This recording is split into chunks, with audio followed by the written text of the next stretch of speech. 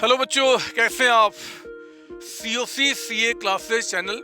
मेरे बच्चे, इस चैनल को हमने बनाया है अपने CA वाले बच्चों को स्टडी कराने के लिए। चाहे आप फाउंडेशन के हों, चाहे इंटर के, चाहे फाइनल के, आपके सारे कंटेंट को हम यहाँ पे डिलीवर करेंगे और आपको एग्जाम में दी बेस्ट तैयारी कराने के लिए हम लोग पूरी कोशिश करेंगे। All the best, thank you. स्वागत आप सबका सीए फाउंडेशन की लॉ की पहली क्लास में। मेरा नाम सीए राघव गोयल है और मेरे साथ आपके लॉ के लेक्चर्स रहेंगे। बिजनेस लॉ नाम से जो आपका ये सब्जेक्ट है दोस्तों, उसके अंदर आप जितने भी चैप्टर्स पढ़ेंगे वो सारे चैप्टर्स कहीं ना कहीं बिजनेस और इंडस्ट्री से रिलेटेड हैं। जब आप लॉ पढ़ते हो तो दिल के अंदर आवाज उठती होगी कि हम वकालत तो करना तो नहीं शुरू कर दिया हमने, कहीं हम वो सारे कानून तो नहीं पढ़ रहे जो लोग बाकी कोर्सेज में पढ़ा करते हैं, जब वो स्पेशलाइजेशन करते हैं लॉ में। ऐसा नहीं है दोस्तों। बिजनेस और इंडस्ट्री के रिक्वायरमेंट के हिसाब से कानूनों को चुन चुनकर, लॉज को चुन चुनकर आपके कोर्स में रखा जाता है। जब आपने चार्टर्ड अकाउंटेंसी शुरू करी होगी तो आपने शायद सोचा होगा कि हम अकाउंट्स पढ़ेंगे, फाइनेंस पढ़ेंगे, और ये सच है। उसके साथ साथ आपको देश का कानून पता होना चाहिए जो बिजनेस एंड इंडस्ट्री के ऊपर एप्लीकेबल है। भाई, अभी कई चैप्टर्स होंगे जो आप फाउंडेशन में पढ़ेंगे, कई चैप्टर्स होंगे जो आप इंटर में पढ़ेंगे, और कई चैप्टर्स होंगे जो मेरे साथ आप फाइनल में पढ़ेंगे।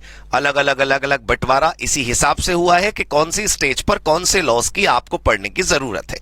तो आज सबसे पहले 2 मिनट लगाकर कोर्स कंटेंट देखते हैं और कोर्स कंटेंट देखने के बाद अपना पहला चैप्टर शुरू करते हैं। तो सबसे पहले आइए कोर्स कंटेंट से अवेयर हो जाते हैं कि क्या क्या चीजें अपने कोर्स में हमारे पास हैं। सबसे पहले दोस्तों, कोर्स कंटेंट में ये जो चैप्टर्स आपके सामने हैं, इन चैप्टर्स में आप देख रहे होंगे कि जो पहला चैप्टर है वो रेड कलर से कर रखा है मैंने, बाकी सारे ब्लैक कलर से इसलिए क्योंकि बाकी सारे चैप्टर्स 1 बाय 1 हम पढ़ेंगे। आज की हमारी जो पहली क्लास है उसमें हम कॉन्ट्रैक्ट एक्ट 1872 शुरू करेंगे। तो सबसे पहले वाला जो हमारा चैप्टर है that is this contract act 1872। This will be our number 1 chapter. Obviously उसके बाद हम सेल ऑफ गुड्स पढ़ेंगे, उसके बाद हम पार्टनरशिप, लेकिन उसके बाद हम LLP ना पढ़कर पहले हम पढ़ेंगे कंपनीज एक्ट, और उसके बाद एंड में हम पढ़ेंगे लिमिटेड लायबिलिटी पार्टनरशिप एक्ट 2008। इन पांचों कानूनों में 1 2 3 4 के बाद मैंने 4 चेंज क्यों करा वो आपको धीरे धीरे पता चल जाएगा। आज का हमारा एजेंडा सीरियल ऑर्डर समझना नहीं है। आज का हमारा एजेंडा है चैप्टर कॉन्ट्रैक्ट एक्ट 1872 की शुरुआत करना। ठीक, कॉन्ट्रैक्ट एक्ट 1872 शुरुआत करते समय हमें यह पता होना चाहिए कि कॉन्ट्रैक्ट एक्ट 1872 का कानून कॉन्ट्रैक्ट के ऊपर एप्लीकेबल होता है। तो कॉन्ट्रैक्ट किसे कहते हैं, कानून के अंदर के कंटेंट क्या क्या हैं, हमें एज अ सीए स्टूडेंट किन किन चीजों को पढ़ना है, आइए एक एक करके देखते हैं। सबसे पहले दोस्तों, जब आप कॉन्ट्रैक्ट एक्ट शुरू करोगे तो कॉन्ट्रैक्ट एक्ट शुरू करते समय आपको यह पता होना चाहिए कि जरूरी नहीं कि एक देश का एक कोई कानून हो वो पूरा का पूरा आपके कोर्स में अवेलेबल हो। मतलब मेरा कहने का यह है, अब आपके सामने जैसे ये कॉन्ट्रैक्ट एक्ट 1872 है, तो कॉन्ट्रैक्ट एक्ट 1872 अगर आप रियलिटी में ओरिजिनल कानून की जो बुक है उससे आप पढ़ोगे अपने सीए फाउंडेशन के स्टडी मैट को हटा के, तो आपको कॉन्ट्रैक्ट एक बड़ा दिखेगा। कॉन्ट्रैक्ट एक्ट 1872 के अंदर बहुत सारे प्रोविजंस हैं जिनमें से कुछ अपने फाउंडेशन के कोर्स में है और कुछ फाउंडेशन के कोर्स में नहीं है। मैं रिपीट करता हूं, मैंने क्या बोला, सीए फाउंडेशन के कॉन्ट्रैक्ट एक्ट 1872 जिसकी शुरुआत अब हम कर रहे हैं, उसके अंदर आप देख रहे होंगे कुल 6 यूनिट्स अपने कोर्स में है। मतलब हमारे सीए इंस्टीट्यूट के द्वारा जो हमारा फाउंडेशन का कोर्स बनाया गया उसमें कॉन्ट्रैक्ट एक्ट 1872 नाम से जो आप पढ़ना शुरू कर रहे हो उसके अंदर आप देखिए ये 6 यूनिट हमारे पास है, 1 2 3 4 5 6। तो क्यों, इसके अलावा भी कुछ चीजें होती हैं क्या कॉन्ट्रैक्ट एक्ट में? क्या इसके अलावा भी कंटेंट होते हैं कॉन्ट्रैक्ट एक्ट में? जी हां दोस्तों, सिर्फ इतना ही कॉन्ट्रैक्ट एक्ट नहीं है। कॉन्ट्रैक्ट एक्ट 1872 में जानते हैं आपको क्या पढ़ना है कि हमारे हिंदुस्तान में बनाए जाने वाले जितने भी कॉन्ट्रैक्ट्स हैं, अगर कोई व्यक्ति उस कॉन्ट्रैक्ट को फुलफिल ना करे, अगर कोई व्यक्ति उस कॉन्ट्रैक्ट में लिखी हुई अपनी ड्यूटीज को पूरा ना करे, तो उसके खिलाफ कोई एक्शन होना चाहिए, उससे हमें डैमेजेस, उससे हमें कॉम्पेंसेशन लेना चाहिए। मेरा कहने का मतलब है कि कॉन्ट्रैक्ट एक्ट के अंतर्गत जितनी बातें हम पढ़ेंगे कॉन्ट्रैक्ट एक्ट से रिलेटेड, कॉन्ट्रैक्ट को रेगुलेट करने वाली, कॉन्ट्रैक्ट को नियम के अंदर बांधने वाली जो बातें हम पढ़ेंगे वो सारी बातें कई सारे हेडिंग्स में समाई है, लेकिन अपने सीए फाउंडेशन के कोर्स के अंदर केवल और केवल ये 6 बातें अपने कोर्स में हैं। पहला नेचर ऑफ कॉन्ट्रैक्ट। अभी तो आप सिर्फ नाम सुनोगे, आपको हो सकता है सुनने के बाद ऐसा लगे कि नहीं नाम सुनने से क्या है दोस्तों, पता तो होना चाहिए कि अपने माइलस्टोन्स कौन कौन से हैं। कॉन्ट्रैक्ट नाम के चैप्टर की जिसकी हम शुरुआत अभी करने जा रहे हैं, पहला nature of contract, consideration, other essential elements of a contract, performance of contract, breach of contract and it's remedies, और कंटिंजेंट एंड क्वासी कॉन्ट्रैक्ट। ये 6 की 6 चीजें अगर आप अपने रजिस्टर पे लिखना चाहते हो तो लिख सकते हो, बाकी बुक में तो आपके सामने आपने देखा होगा वो लिखा हुआ ही होगा, तो there is no need to write about it. क्योंकि अभी बस जब मैं यूनिट शुरू करूंगा तो बहुत कुछ लिखना पड़ेगा आपको। आप अपनी पेन पेपर तैयार रखिएगा, नोटबुक तैयार रखिएगा, उसके ऊपर हम लिखते रहेंगे। I hope you got this point कि total 6 units are there in the contract act 1872। कुल मिलाकर हमारे सामने 6 यूनिट्स हैं जो हमें कॉन्ट्रैक्ट एक्ट 1872 के अंदर पढ़नी है। ये क्लियर हो गई बात आप सबको। अब इन 6 यूनिट्स के अंदर एक एक करके एक एक यूनिट शुरू करेंगे, लेकिन जो पहली यूनिट है दोस्तों, उसके अंदर जाने से पहले हम कॉन्ट्रैक्ट की कुछ खास बातें करेंगे ताकि हमें आइडिया लग जाए कि हम पढ़ने क्या जा रहे हैं, हम जो पढ़ने जा रहे हैं उसका रेलेवेंस क्या है, मतलब कुछ आइडिया सा लग जाना चाहिए आपको टॉपिक का once you start this topic, right. So let's see. अब आपके सामने यहां पर है अप्लीकेबिलिटी। अप्लीकेबिलिटी का मतलब जानते हैं आप? अप्लीकेबिलिटी का मतलब है कि कॉन्ट्रैक्ट एक्ट 1872 नाम का जो चैप्टर है वो कब से लागू हुआ हमारे देश में, क्योंकि 1947 में आजादी आई और कानून 1872 का है। तो सुनने से अजीब नहीं लग रहा आपको कि आजादी से पहले से हमारे देश का एक कानून चल रहा है। और दूसरी बात, यहां पर लिखा है एरिया ऑफ अप्लीकेबिलिटी। तो ये तो बड़ी अजीब सी बात है कि हम देश का कानून पढ़ रहे हैं और कानून पढ़ते पढ़ते हमें ये भी पढ़ना पड़ेगा कि वो कहां लगेगा। अरे भाई, भारत का कानून है तो भारत पे तो लगेगा, ये पूछने का तो सवाल ही नहीं उठना चाहिए। दोस्तों कुछ समय पहले तक ऐसा होता था, आप जानते होंगे कि हिंदुस्तान में कोई भी कानून लगता था तो जरूरी नहीं कि वो जम्मू और कश्मीर पर अप्लाई होता था। अब तो जम्मू और कश्मीर का विशेष राज्य का दर्जा खत्म हो चुका, special status of Jammu and Kashmir has been withdrawn, but now the all laws of India are applicable to the entire territory of India. आज की तारीख में तो कानून सब जगह अवेलेबल है, सब जगह एप्लीकेबल है, लेकिन पहले ऐसा नहीं था। इसलिए वो हेडिंग ना प्राचीन काल से चली आ रही है।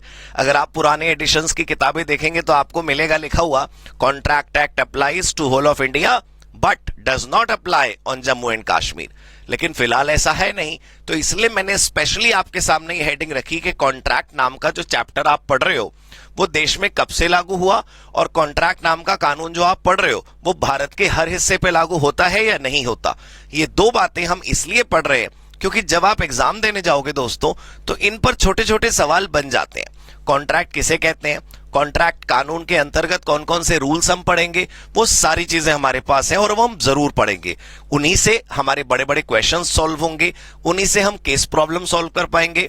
पूरा का पूरा पढ़ाई अपन को करना है, लेकिन शुरुआत करते समय, कानून की शुरुआत करते समय specially we all should understand कि कानून कब आया और ये कानून किस पर अप्लाई होता है।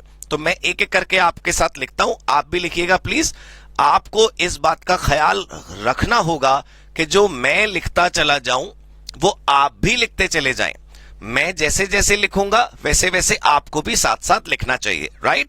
चलिए दोस्तों, सबसे पहली बात हमारे पास है अप्लीकेबिलिटी, के कानून कब से अप्लाई हुआ, विद इफेक्ट फ्रॉम डेट। तो सबसे पहली चीज लिखिए with effect from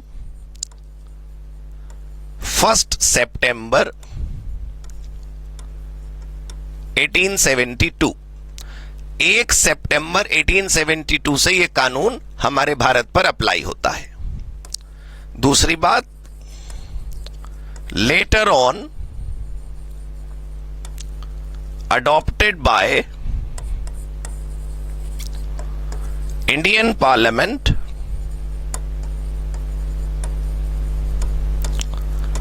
post independence। आपको सोचकर ऐसा लग रहा होगा जब आप 1872 की तरफ देख रहे होंगे कि अंग्रेजों के द्वारा बनाया हुआ कानून हम अपने निजी भारत के अंदर क्यों लगा रहे हैं। दोस्तों ऐसा होता नहीं। जब अंग्रेज सरकार थी तो वो भी थी तो सरकार ना, उसने हमारे ऊपर कॉन्ट्रैक्ट एक्ट 1872 नाम का एक कानून लगाया, और अगर उस कानून में कोई कमी नहीं है, अगर उस कानून की रेलेवेंस आज भी है, अगर उस कानून की रिक्वायरमेंट आज भी है, अगर उस कानून के अंदर का सामान ऐसा है जो आज भी हमारे लिए रेलेवेंट है, तो फिर भारत सरकार उसे कंटिन्यू करे, इसमें कोई खराब बात नहीं है। आप कृपया देखिए कि 1 सितंबर 1872 को जो कानून बनाया गया वो आज 2021 में भी रेलेवेंट है। तो आपको सुनकर हैरानी होगी कि इसमें अक्सर चेंजेस नहीं आते। दोस्तों, I repeat what I have said, contract act 1872 में अक्सर चेंजेस नहीं आया करते। अब आप सोचिए 1872 का अंग्रेजों का बनाया हुआ कानून बाद में भारतीय संसद ने अपना लिया, इंडियन पार्लियामेंट ने स्वीकार कर लिया, तो उसका रीजन केवल और केवल यही है कि उसकी रेलेवेंस जितनी तब थी उतनी आज भी है। आपको चैप्टर के नाम से इस बात का आइडिया लग गया होगा कि जब दो व्यापारी आपस में कॉन्ट्रैक्ट करते हैं, किसी बात को लेकर समझौते करते हैं, तो उस समझौते में हमें यह डर होता है कि वो लोग उसको पूरा करेंगे या नहीं करेंगे। आप इमेजिन करिए कि कॉन्ट्रैक्ट लोग करने लगे और सब लोग बिल्कुल ईमानदारी से सारे समझौते परफॉर्म करने लगे, तो ऐसे में तो कानून की कभी जरूरत पड़ने ही नहीं वाली। अगर आप इमेजिन करिए कि हर आदमी अपनी जिम्मेदारियां पूरी तरीके से निभाने लगे, कहीं पर कोई भी नॉन कंप्लायंस का केस ही ना हो, तो दोस्तों ना कानून की आवश्यकता, ना पुलिस की, ना अदालत की, ना जेल की। इसका मतलब मेरा कहने का यह है कि ऐसा होता तो है नहीं, ये तो एक दिवा स्वप्न है, इट्स अ डे ड्रीम कि लोग अपनी जिम्मेदारियां हमेशा पूरी निभाई देंगे। तो आप सोचिए उस समय भी कॉन्ट्रैक्ट में ब्रीच होती होगी। ब्रीच मतलब वादे को तोड़ना, समझौते को तोड़ना। आज भी ब्रीच होती है। तो जिस जैसे उस प्रकार ये चीज रेलेवेंट थी, वैसी आज भी रेलेवेंट है कि लोग समझौता करते हैं और ईमानदारी से समझौता पूरा करने की कोशिश करते हैं, लेकिन नहीं हो पाता। तो अब जब वो नहीं हो पाया तो हम जज करेंगे, इवैल्यूएट करेंगे कि वो क्यों नहीं हो पाया। तो अगर वो इंटेंशनल नॉन परफॉर्मेंस होगी, जानबूझ के किसी ने कॉन्ट्रैक्ट परफॉर्म नहीं करा होगा, तो हम डैमेजेस क्लेम करेंगे और इस कानून के मुताबिक हम रेमेडीज, उपाय, दवा, इलाज देखेंगे कि जिसने हमारे साथ गलत करा उसका हमें क्या करना है। खैर, ये हो गया आपका डेट कि कब से ये कानून हमारे देश में अप्लाई है, अप्लीकेबल है। आइए दूसरी चीज देखते हैं यहां पर, area of applicability. Area of applicability में हमें क्या पढ़ना है कि कानून कहां कहां पर अप्लाई होता है।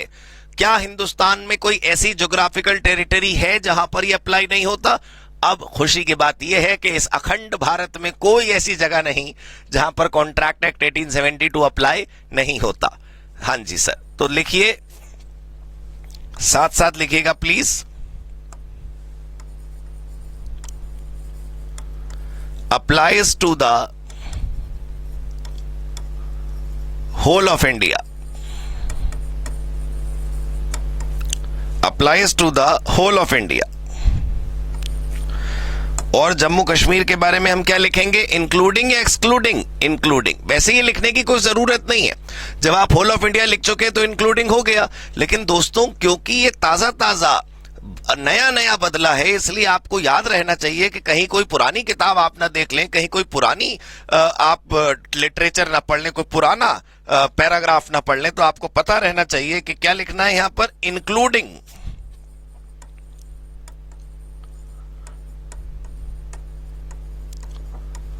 जम्मू एंड कश्मीर।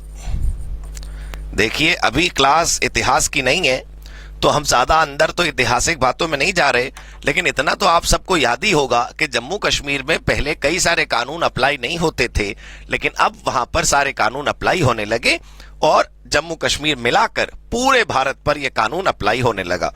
तो मुझे उम्मीद है आपको ये बात समझ आ गई। हमने यहां पर देखा कि कॉन्ट्रैक्ट एक्ट 1872 अप्लाई कहां पर होता है? पूरे भारत पर। हमने यहां पर देखा कि कॉन्ट्रैक्ट एक्ट 1872 कब से अप्लाई होता है? 1872 से, right? So this is done. आइए अब आगे बढ़ते हैं। कॉन्ट्रैक्ट एक्ट 1872 के अंदर का जो स्ट्रक्चर है दोस्तों, वो अब यहां पर आपके सामने है। ये पेजेस आपके पास भी होंगे। कॉन्ट्रैक्ट एक्ट 1872 के अंदर कितनी बातें हैं, कॉन्ट्रैक्ट एक्ट 1872 कितने हिस्सों में बटा है, कॉन्ट्रैक्ट एक्ट 1872 के अंदर हमें क्या क्या पढ़ना है, वो इस समय आपके सामने है।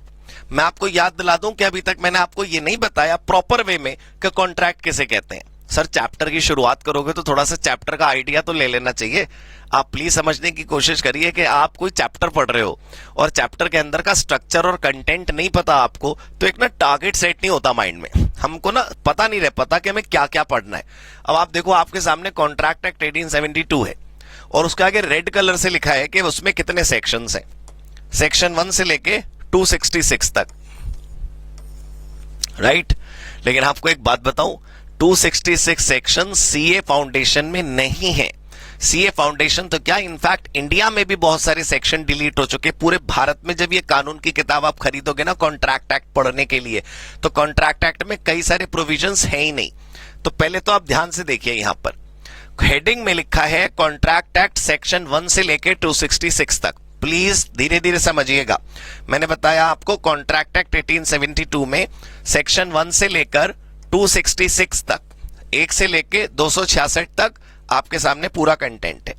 अब आप यहां देखिए, उस पूरे कॉन्ट्रैक्ट एक्ट में जो अभी हम पढ़ने जा रहे हैं, एक पार्ट है जनरल प्रिंसिपल्स का, सेक्शन 1 से लेकर 75 तक का। ठीक है, बहुत ध्यान से समझना, मैं आपको हिसाब बता रहा हूं 266 सेक्शंस में क्या आपने को पढ़ना है और क्या आपने को नहीं पढ़ना।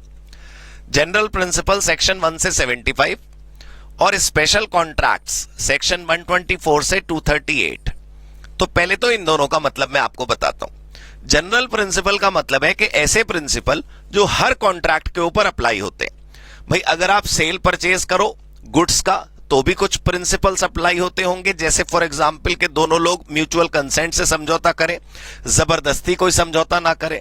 अगर आप कोई सर्विस बेच रहे हो या सर्विस खरीद रहे हो तब भी म्यूचुअल कंसेंट होना चाहिए।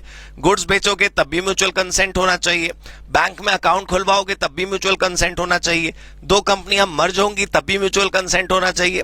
तो मेरा कहने का मतलब है कि कुछ प्रिंसिपल दोस्तों ऐसे जरूर होते हैं जो हर जगह एक जैसे होते हैं। आप कोई भी कॉन्ट्रैक्ट कर लीजिए, किसी भी प्रकार का कॉन्ट्रैक्ट कर लीजिए, किसी के साथ भी कॉन्ट्रैक्ट कर लीजिए, कुछ नियम तो ऐसे जरूर मिलेंगे आपको जो एक जैसे होते हैं। तो जो कॉमन प्रिंसिपल है, जो नॉर्मल प्रिंसिपल है, जो सामान्य प्रिंसिपल है, जो एक जैसे प्रिंसिपल है, जो सब जगह यूनिवर्सली अप्लाई होने वाले प्रिंसिपल है कॉन्ट्रैक्ट से संबंधित, वो ये है जनरल प्रिंसिपल सेक्शन 1 से लेकर सेक्शन 75 तक। सेक्शन किसे कहते हैं, क्लॉज किसे कहते हैं, वो लॉ का जनरल मेरा एक लेक्चर है, वो आप ले लीजिएगा, उसमें आपको जरूर समझ आएगा। लेकिन फिलहाल आप इस समय फोकस करिए कि जो दो हिस्से हैं चैप्टर के, उसमें जो पहला हिस्सा है उसमें हमें क्या पढ़ाया जाएगा, वो प्रिंसिपल जो हर प्रकार के कॉन्ट्रैक्ट पर अप्लाई होते हैं, है ना। अभी लिखते हैं इसके बारे में। और ये जो स्पेशल कॉन्ट्रैक्ट है, चैप्टर के अंदर कॉन्ट्रैक्ट एक्ट के अंदर कुछ ऐसे नियम भी बताए गए हैं जो यूनिवर्सल नहीं है।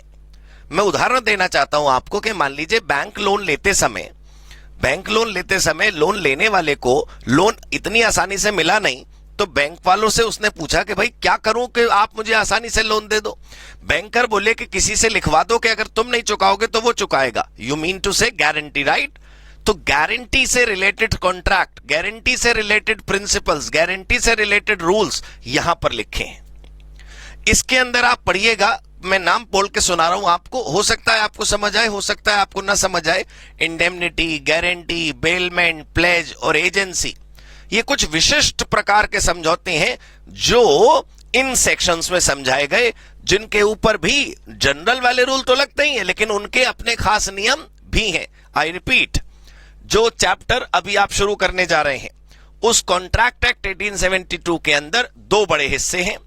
एक हिस्से के अंदर उन नियमों को पढ़ाया जाता है जो नियम बहुत कॉमन है, हर प्रकार के कॉन्ट्रैक्ट के ऊपर अप्लाई होते हैं। मैंने एग्जाम्पल बताया फ्री कंसेंट जैसे, कि भाई अगर कोई दो लोग आपस में समझौता कर रहे हैं, वो किसी भी प्रकार का समझौता हो, आपस में फ्री कंसेंट होनी तो जरूरी है। बिल्कुल उसी प्रकार से कुछ और प्रिंसिपल भी हैं, बट वो यूनिवर्सल नहीं है, जिनको हम स्पेशल कॉन्ट्रैक्ट मानते हैं। कुछ ऐसे समझौते हैं जो दोस्तों हर जगह नहीं पाए जाते। जब जब पाए जाते हैं तो कौन कौन से रूल लगेंगे वो यहां पर है, जैसे for example indemnity, guarantee, bailment, pledge और एजेंसी। इनका मतलब अभी धीरे धीरे आपको पता चलेगा। लेकिन मेरा सवाल आपसे यह है, ध्यान से देखिएगा, पूरे के पूरे कानून में सेक्शन 1 से लेकर 266 की सीरीज है।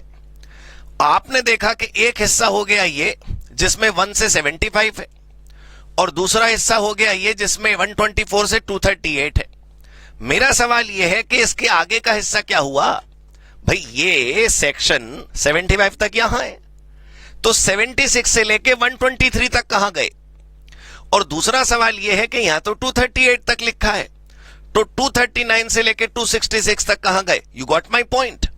बहुत प्यार से सवाल समझिएगा। मैं आप लोगों के सामने एक प्रश्न रख रहा हूं कि यदि कॉन्ट्रैक्ट एक्ट 1872 में 1 से लेके 266 तक सेक्शंस हैं, पूरा कानून अगर हम एज अ होल देखें, और मैंने आपके सामने जो दो कॉलम बना के दिखाए उसमें एक में 1 से 75 तक लिखा है और दूसरे में 124 से 238 तक। तो सवाल उठता है कि 76 से लेकर 123 तक कहां गया और 238 के बाद 239 से लेकर 266 तक कहां गया।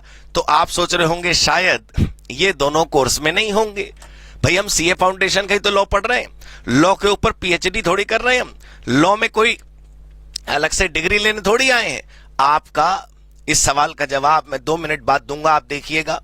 अभी हम यहां पर पहले इन दोनों हिस्सों के बारे में कुछ लिख रहे हैं और आप मेरे साथ साथ लिखिए, अपनी बुक खोलिए और यहां पर लिखना शुरू करिए जो मैं लिख रहा हूं। देखिए, general principles, these are common rules. ये क्या है? ये कॉमन रूल्स हैं। These are common rules,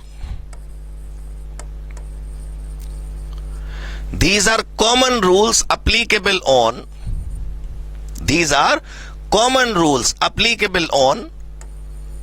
all types of contracts. All types of contract, कैसा भी समझौता कर लो, ये वो नियम है जो हमेशा लगे रहेंगे। दूसरा, these rules are universal in nature. For example की बात करें तो फॉर एग्जाम्पल जैसे क्या नियम? फॉर एग्जाम्पल फ्री कंसेंट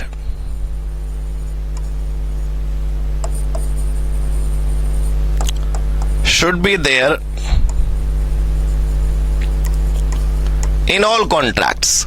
और बहुत आसान बात है ये कि भाई हर कॉन्ट्रैक्ट में फ्री कंसेंट होनी चाहिए, हर समझौते में फ्री कंसेंट होनी चाहिए, हर हर हर हर अग्रीमेंट में फ्री कंसेंट होनी चाहिए। इसमें क्या बुरा है भाई? अगर आप सोचो कि गारंटी दे रहे हो तो वहां तो होनी चाहिए, लेकिन गुड्स खरीद रहे हो तो वहां नहीं होनी चाहिए, ऐसा तो होता नहीं। कैसा भी प्रकार का कॉन्ट्रैक्ट हो, फ्री कंसेंट होनी चाहिए, दो पार्टियां आपस में होनी चाहिए, बदले में कंसीडरेशन होना चाहिए। ये कुछ ऐसे नियम यहां पर पढ़ाए जाएंगे इस वाले हिस्से में, जिसके अंदर ये बताया जाएगा कि क्या क्या हर कॉन्ट्रैक्ट में अवेलेबल होना ही चाहिए। जनरल प्रिंसिपल 75 सेक्शन है टोटल। और यहां पर दोस्तों क्या है? अच्छा, अगर आपने ये ना लिखा हो तो आपको पता ना क्या करना है, वीडियो पॉज करनी है और ये लिखते रहना है। ये जितने भी पॉइंट्स हैं वैसे तो कोशिश करिए कि आप मेरे साथ साथ ही लिख लें, लेकिन अगर नहीं भी लिख पाए तो बस आपके हाथ में ही सब कुछ है, कंट्रोल पूरा। बस आपने रोका और लिखना शुरू कर दिया, राइट। अब जरा स्पेशल कॉन्ट्रैक्ट देखते हैं। स्पेशल कॉन्ट्रैक्ट में मैंने आपको क्या बताया? ये कुछ विशिष्ट प्रकार के समझौते हैं जो हर रोज और हर जगह नहीं होते, लेकिन ये जब भी होते हैं तो कौन कौन से रूल लगते हैं वो यहां पर पढ़ाए जाते हैं। आइए जरा देखें। These are specific contracts. These are specific, बिल्कुल विशिष्ट, कुछ खास है यहां पर। These are specific contracts which are governed by, ये governed by समझते हो ना, रेगुलेट होते हैं ये, which are governed by separate rules. मतलब यहां पर जो स्पेसिफिक कॉन्ट्रैक्ट्स हैं, जो विशिष्ट समझौते हैं, जो अलग से कुछ खास कॉन्ट्रैक्ट्स हैं, उनके लिए रूल्स भी खास होते हैं, अलग होते हैं। तो सर कौन कौन से ऐसे खास समझौते हैं जो यहां पर पढ़ाए जाएंगे? सच कॉन्ट्रैक्ट्स आर, कौन कौन से हैं? इंडेमनिटी, गारंटी,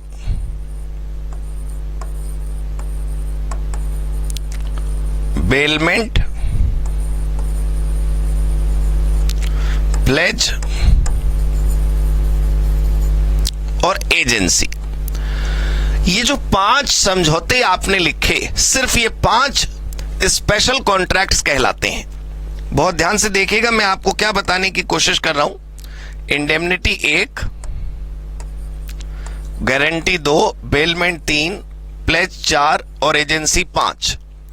ये जो 5 समझौते हैं दोस्तों, इनके ऊपर जब ये 5 समझौते बनाए जाएंगे तो इनके ऊपर ये जनरल रूल तो अप्लाई होते ही होते हैं, लेकिन इसके साथ साथ जनरल वाले नियमों के साथ साथ कुछ विशिष्ट रूल भी होते हैं जो यहां पर अप्लाई होते हैं। कुछ खास नियम होते हैं जो यहां पर अप्लाई होते हैं। ये वो खास नियम स्पेशल कॉन्ट्रैक्ट्स कहलाते हैं। राइट दोस्तों, अभी भी हमारे इस सवाल का जवाब नहीं मिला कि 1 से 75 ये हैं और 124 से 238 तक ये हैं। बीच के और आगे के सेक्शन कहां चले गए, अभी पक्का बताऊंगा ना, मैं आ रहा हूं उस बात पर। लेकिन मैं एक और खास बात आपको यहां बताना चाहता हूं कि आपको याद दिला दूं कि आप सीए फाउंडेशन में हैं, तो सीए फाउंडेशन में ये वाला हिस्सा तो कोर्स में है, जनरल प्रिंसिपल वाला, लेकिन स्पेशल कॉन्ट्रैक्ट वाला हिस्सा कोर्स में नहीं है। हो, तो ये कब पढ़ेंगे हम? ये हम और आप मिलकर सीए इंटरमीडिएट में पढ़ेंगे। दोस्तों, आपको मेरे साथ फाउंडेशन, इंटर और फाइनल और उसके बाद भी मिलते रहना। तीनों में मेरे साथ आपके सब्जेक्ट लॉ है। फाउंडेशन में सिर्फ सेक्शन 1 से लेकर 75 तक ही अपने कोर्स में है। मतलब हमारे मामले में हमें केवल और केवल जनरल प्रिंसिपल का ही अध्ययन करना है। हमें केवल जनरल प्रिंसिपल्स को ही समझना है। सेक्शन 1 से लेकर 75 तक जो जनरल प्रिंसिपल्स हैं उनका हमें फाउंडेशन में अध्ययन करना है। तो सर ये इतना समय आपने स्पेशल वाले समझाने में क्यों लगाया? दोस्तों, मैंने आपको 2 सड़कें दिखाई और बताया कि एक पर चलना है और एक पर नहीं, तो आपको रिलीफ मिला होगा। अगर मैं आपको सिर्फ ये बताता कि हमें केवल जनरल प्रिंसिपल पढ़ने हैं, तो पता है आपको क्या लगता? हमें 75 सेक्शंस पढ़ने, इतने सारे रूल पढ़ने, कैसे समझ आएगा? अब जबकि मैंने आपको बताया कि है तो 266, है तो 238 तक, है तो 2 बड़े बड़े हिस्से, लेकिन पढ़ना केवल एक ही है। तो देखकर आपको सुकून हुआ होगा, वाह भाई वाह, वेरी गुड, फाउंडेशन में अच्छा है कि आधा है, बाकी बचा हुआ तो हमें इंटरमीडिएट में पढ़ना है। तो प्लीज मेरी बात ध्यान से दोबारा सुनिए, मैंने क्या बताया कि चार्टर्ड अकाउंटेंसी के फाउंडेशन के अंदर जो चैप्टर्स आपके कोर्स में हैं उनके नाम क्या थे? कॉन्ट्रैक्ट, सेल, पार्टनरशिप, एलएलपी और कंपनी लॉ। इन 5 में से जो पहला चैप्टर हमने पढ़ना शुरू करा वो कौन सा है? Contract act 1872। ये कॉन्ट्रैक्ट एक्ट 1872 कब बना? 1 सितंबर 1872 को बना। और इस कॉन्ट्रैक्ट एक्ट की एप्लीकेबिलिटी कहां कहां पर है? पूरे भारत के ऊपर है। इस कॉन्ट्रैक्ट एक्ट 1872 के अंदर कुल जो यूनिट्स हमारे सीए फाउंडेशन के कोर्स में इंस्टीट्यूट के स्टडी मटेरियल में जो हिस्से दिए हुए हैं वो कितने हैं? कुल 6 यूनिट्स हैं। लेकिन उनमें पहली यूनिट शुरू करने से पहले मैंने आपको कानून का स्ट्रक्चर बताने की कोशिश करी। तो मैंने बताया कि जब कानून बनाया गया होगा तो 1872 के अंदर पहली बार, तो उसमें कितने सेक्शंस थे? 266। लेकिन आज की अगर स्थिति की बात करें तो कॉन्ट्रैक्ट में केवल 2 हिस्से हैं, 1 से 75 एक तरफ और 124 से 238 तक एक तरफ। ये जनरल प्रिंसिपल है दोस्तों, जनरल प्रिंसिपल, और ये स्पेशल कॉन्ट्रैक्ट बोले जाते हैं। जनरल प्रिंसिपल का मतलब हमने क्या समझा? वो नियम जो हर प्रकार के समझौते के ऊपर अप्लाई होते हैं। कैसा भी कॉन्ट्रैक्ट कर लो, किसी भी प्रकार का समझौता कर लो, ये वाले नियम तो यूनिवर्सल हैं, हर जगह लगेंगे। उदाहरण मैंने आपको दिया, कंसीडरेशन होना चाहिए, 2 लोग होने चाहिए, उन लोगों की फ्री कंसेंट होनी चाहिए, और ये तो होना ही चाहिए, इसका कुछ किया नहीं जा सकता, ये तो हर जगह होना चाहिए। उसी प्रकार दूसरा जो हमने टॉपिक पढ़ा वो है स्पेशल कॉन्ट्रैक्ट। उस स्पेशल कॉन्ट्रैक्ट के अंदर हमने क्या खास बात पढ़ी कि जो खास प्रकार के, विशिष्ट प्रकार के स्पेसिफिक हमारे कुछ कॉन्ट्रैक्ट्स होते हैं जिनके नाम मैंने यहां लिखे, इंडेमनिटी, गारंटी, बेलमेंट, प्लेज और एजेंसी। इनका मतलब मत समझिए, अभी समय आएगा समझने का, सीए इंटर में हम समझेंगे। इन 5 प्रकार के समझौतों में जो जनरल रूल है वो तो अप्लाई होते ही होते हैं, लेकिन उसके साथ साथ कुछ और इनके अपने नियम भी हैं जो अप्लाई होते हैं। लेकिन खास बात हमें यह समझनी है कि हमारे सीए फाउंडेशन के कोर्स में सिर्फ और सिर्फ पहला वाला हिस्सा ही सिलेबस में है, दूसरा वाला हमें कोर्स में नहीं पढ़ना। तो मुझे उम्मीद है आपको अभी तक की बात बिल्कुल क्लियर हो गई होगी। अब एक सवाल जो हम पिछली स्लाइड में छोड़कर आए थे, एक सवाल जो हम पिछली स्लाइड में जवाब नहीं दे पाए, उस सवाल को याद है ना, क्या था? What happened to section 76 से 123 and 239 to 266? सवाल ध्यान से समझिएगा। सवाल हमारा ये है कि हमने 2 मिनट पहले ही, अभी पिछली स्लाइड में, मैं आपको दोबारा दिखा देता हूं। पिछली स्लाइड ये थी जिसमें हमने 1 से लेकर 266 तक रेड कलर से देखा, लेकिन बीच में कुछ सेक्शन गायब थे। तो वो कहां गायब हो गए उसको समझने के लिए आइए समझते हैं। एक तो 76 से लेकर 123 तक गायब है ना, और दूसरा 239 से लेकर 266 तक गायब है। 2 हिस्से गायब है ना। तो वो समझने की कोशिश करते हैं हुआ क्या। दोस्तों बहुत प्यार से समझिएगा कि जब कॉन्ट्रैक्ट एक्ट 1872 बनाया गया, पहली बार जब वो बनाया गया, तो उसमें ये वाले जो सेक्शंस थे 76 से लेकर 123 तक, ये केवल और केवल सेल परचेज ऑफ गुड्स के ऊपर अप्लाई होते थे। मेरी बात समझिएगा ध्यान से। यूं समझ लीजिए कि एक आंगन का बंटवारा हो गया और ये सेक्शन अलग हटाकर एक नया कानून बना दिया गया। मेरी बात ध्यान से समझिए, मैंने क्या कहा। 1872 में जब कॉन्ट्रैक्ट नाम का चैप्टर बनकर तैयार हुआ, 1872 में जब कॉन्ट्रैक्ट नाम का एक्ट बनकर तैयार हुआ, उस 1872 के अंदर ये वाले जो सेक्शंस थे 76 से लेकर 123 तक, इन सेक्शंस के अंदर जो प्रोविजंस थे वो किससे रिलेटेड थे? सेल परचेज ऑफ गुड्स से। तो सर क्या हुआ इन प्रोविजंस का? क्या ये डिलीट हो गए भारत से? इस चैप्टर से तो डिलीट हो गए, इस कानून से तो डिलीट हो गए। 76 से 123 तक के सेक्शन इस चैप्टर से तो गायब कर दिए गए, लेकिन भारत में उनको नया सम्मान मिला। क्या मतलब? उनको एक नए चैप्टर के रूप में बना दिया गया, एक नया कानून उसके अंदर से निकालकर बना दिया गया। ध्यान से देखिएगा मैंने क्या कहा आपसे। सेक्शन 76 से लेकर 123 तक के प्रोविजंस क्या कहते हैं? आइए इसको लिखते हैं। 76 से 123 जो कॉन्ट्रैक्ट एक्ट के अंदर था, these provisions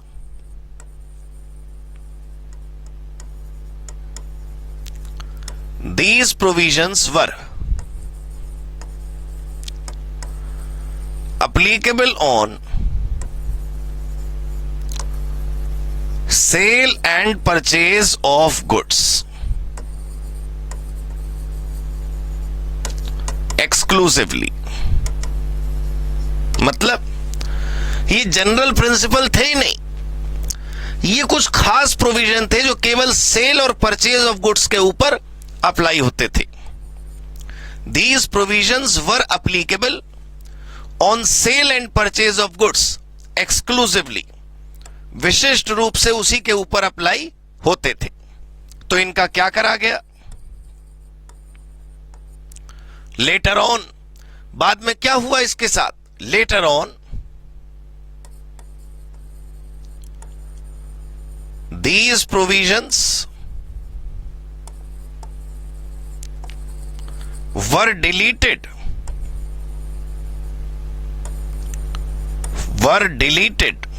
later on these provisions were deleted from Contract Act 1872 and a new law was made। और एक नया कानून बना दिया गया इनको लेकर, और वो कानून का नाम क्या था? आपको खुशी होगी जानकर के वो भी आपके कोर्स में है।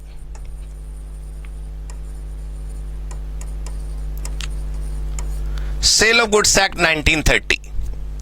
तो आप ध्यान से देखिए आपने क्या पढ़ा। आपने एक ऐसी जानकारी इस समय हासिल कर ली जो बहुत कीमती है।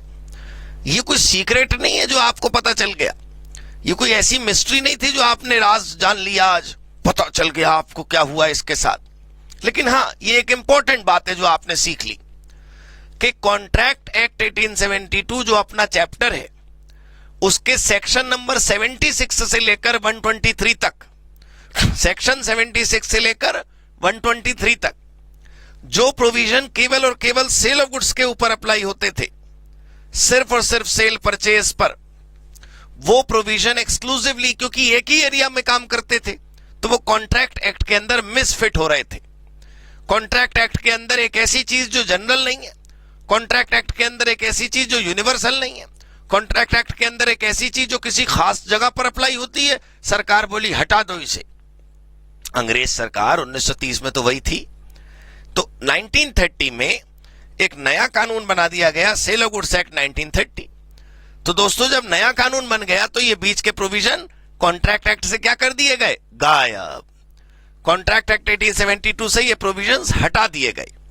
तो आपको पता चल गया कि आप अभी पिछली स्लाइड में क्या सीख रहे थे कि क्या हुआ 76 से लेकर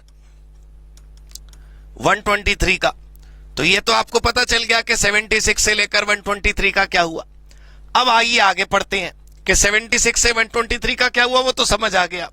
अब हमें समझना है कि 238 के बाद 239 से लेकर 266 तक क्या हुआ। ये जो दूसरा वाला हिस्सा था उसको देखना शुरू करते हैं। यस, 239 से 266। आप आइडिया लगा सकते हो कि क्या हुआ होगा। जरूर कुछ ऐसा हुआ होगा जो यहां पर पहले से हो रखा था।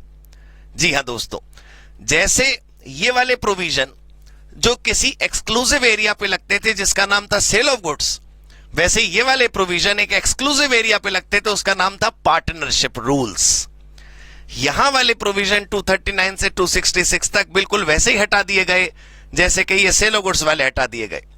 1930 में पहला बंटवारा हुआ, भारत का नहीं, माफ कीजिएगा, 1930 में पहला बंटवारा हुआ। किसका? इस कानून का। और कॉन्ट्रैक्ट नाम के कानून में से कुछ प्रोविजन हटाकर कौन बना दिया गया? Sale of goods act 1930। उसी प्रकार इस कानून का दूसरा बंटवारा हुआ 1932 में। 1932 में इस कॉन्ट्रैक्ट नाम के चैप्टर से एक और शाखा टूटी, एक और हिस्सा अलग हुआ और वो क्या बन गया? Partnership act 1932। इसका मतलब यह हुआ कि दो स्पेसिफिक कानून, दो विशिष्ट प्रिंसिपल, दो बड़े नियम, दो बड़े कानून पैदा हुए किससे? कॉन्ट्रैक्ट एक्ट से। तो कॉन्ट्रैक्ट फादर फिगर हो गया, कॉन्ट्रैक्ट मदर लॉ हो गया इन दोनों कानूनों का, जिनमें से एक सेल ऑफ गुड्स कहलाता है और दूसरा पार्टनरशिप एक्ट 1932। आइए देखते हैं, इसके बारे में लिखना शुरू करते हैं जैसे हमने यहां पर लिखा था। These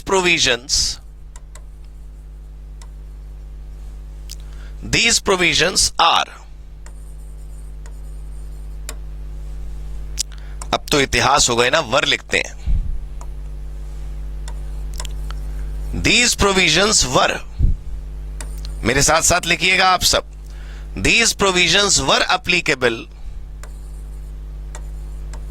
on partnership business। मतलब पार्टनरशिप का रूल क्या है, पार्टनरशिप अगर बनानी है तो क्या होगा, बंद करनी है तो क्या होगा, एडमिशन ऑफ अ पार्टनर का रूल क्या है, रिटायरमेंट ऑफ अ पार्टनर का रूल क्या है, कोई पार्टनर मर गया तो कैसे हिसाब किताब होगा, उन सब के नियम यहां पर लिखे हुए थे। These provisions were applicable on partnership business। इनको भी अलग कर दिया गया एक दिन। Later on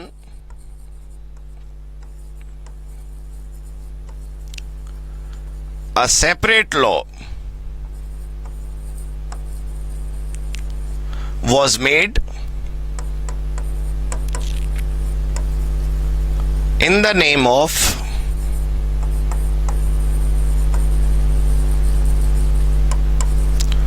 Partnership Act, in the name of Partnership Act 1932।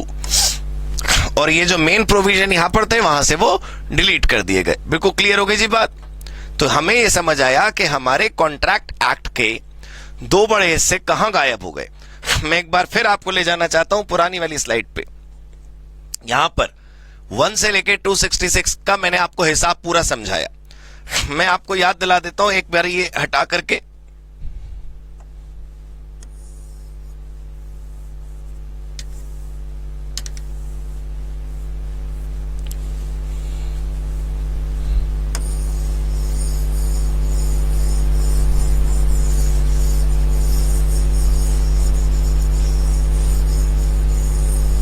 हाँ जी दोस्तों, जो मुझे समझाना है वो जरा एक मिनट ध्यान से देखिएगा।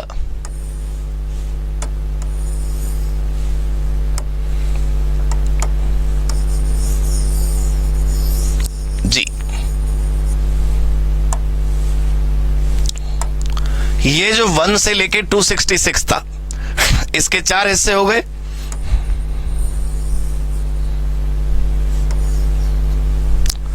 पहला हिस्सा 1 से लेके 75 तक, जो अपने कोर्स में भी है और आज भी जिंदा है।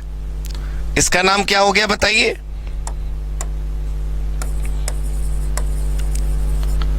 General principles. करेक्ट। दूसरा हिस्सा क्या है? 76 से 123। इसका क्या हुआ? ये सेल ऑफ गुड्स के प्रोविजन थे और डिलीट करके अलग कानून बना दिया गया।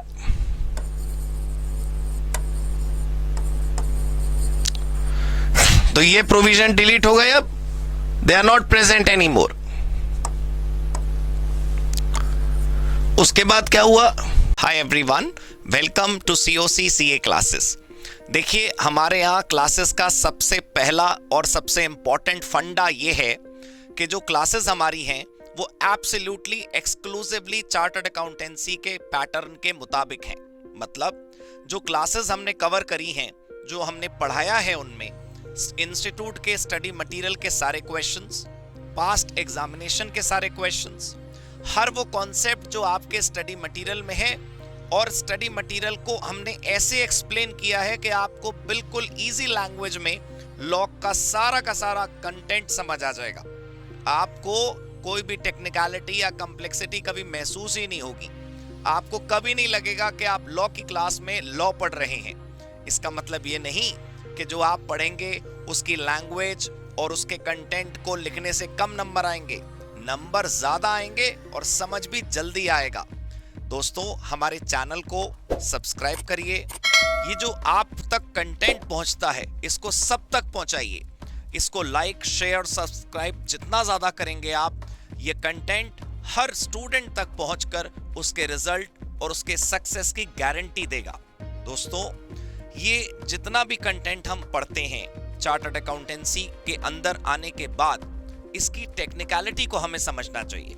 हमें ये देखना चाहिए कि जो हम पढ़ रहे हैं वो एग्जाम ओरिएंटेड है या नहीं, वो हमारे पैटर्न ऑफ पेपर के हिसाब से है या नहीं। बस इन्हीं सारी बातों का ख्याल रखकर हम आपके लिए ये वीडियोस तैयार करते हैं।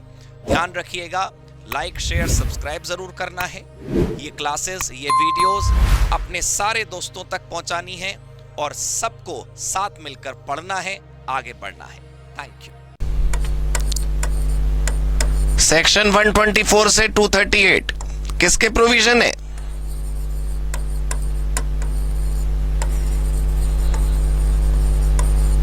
स्पेशल कॉन्ट्रैक्ट्स के।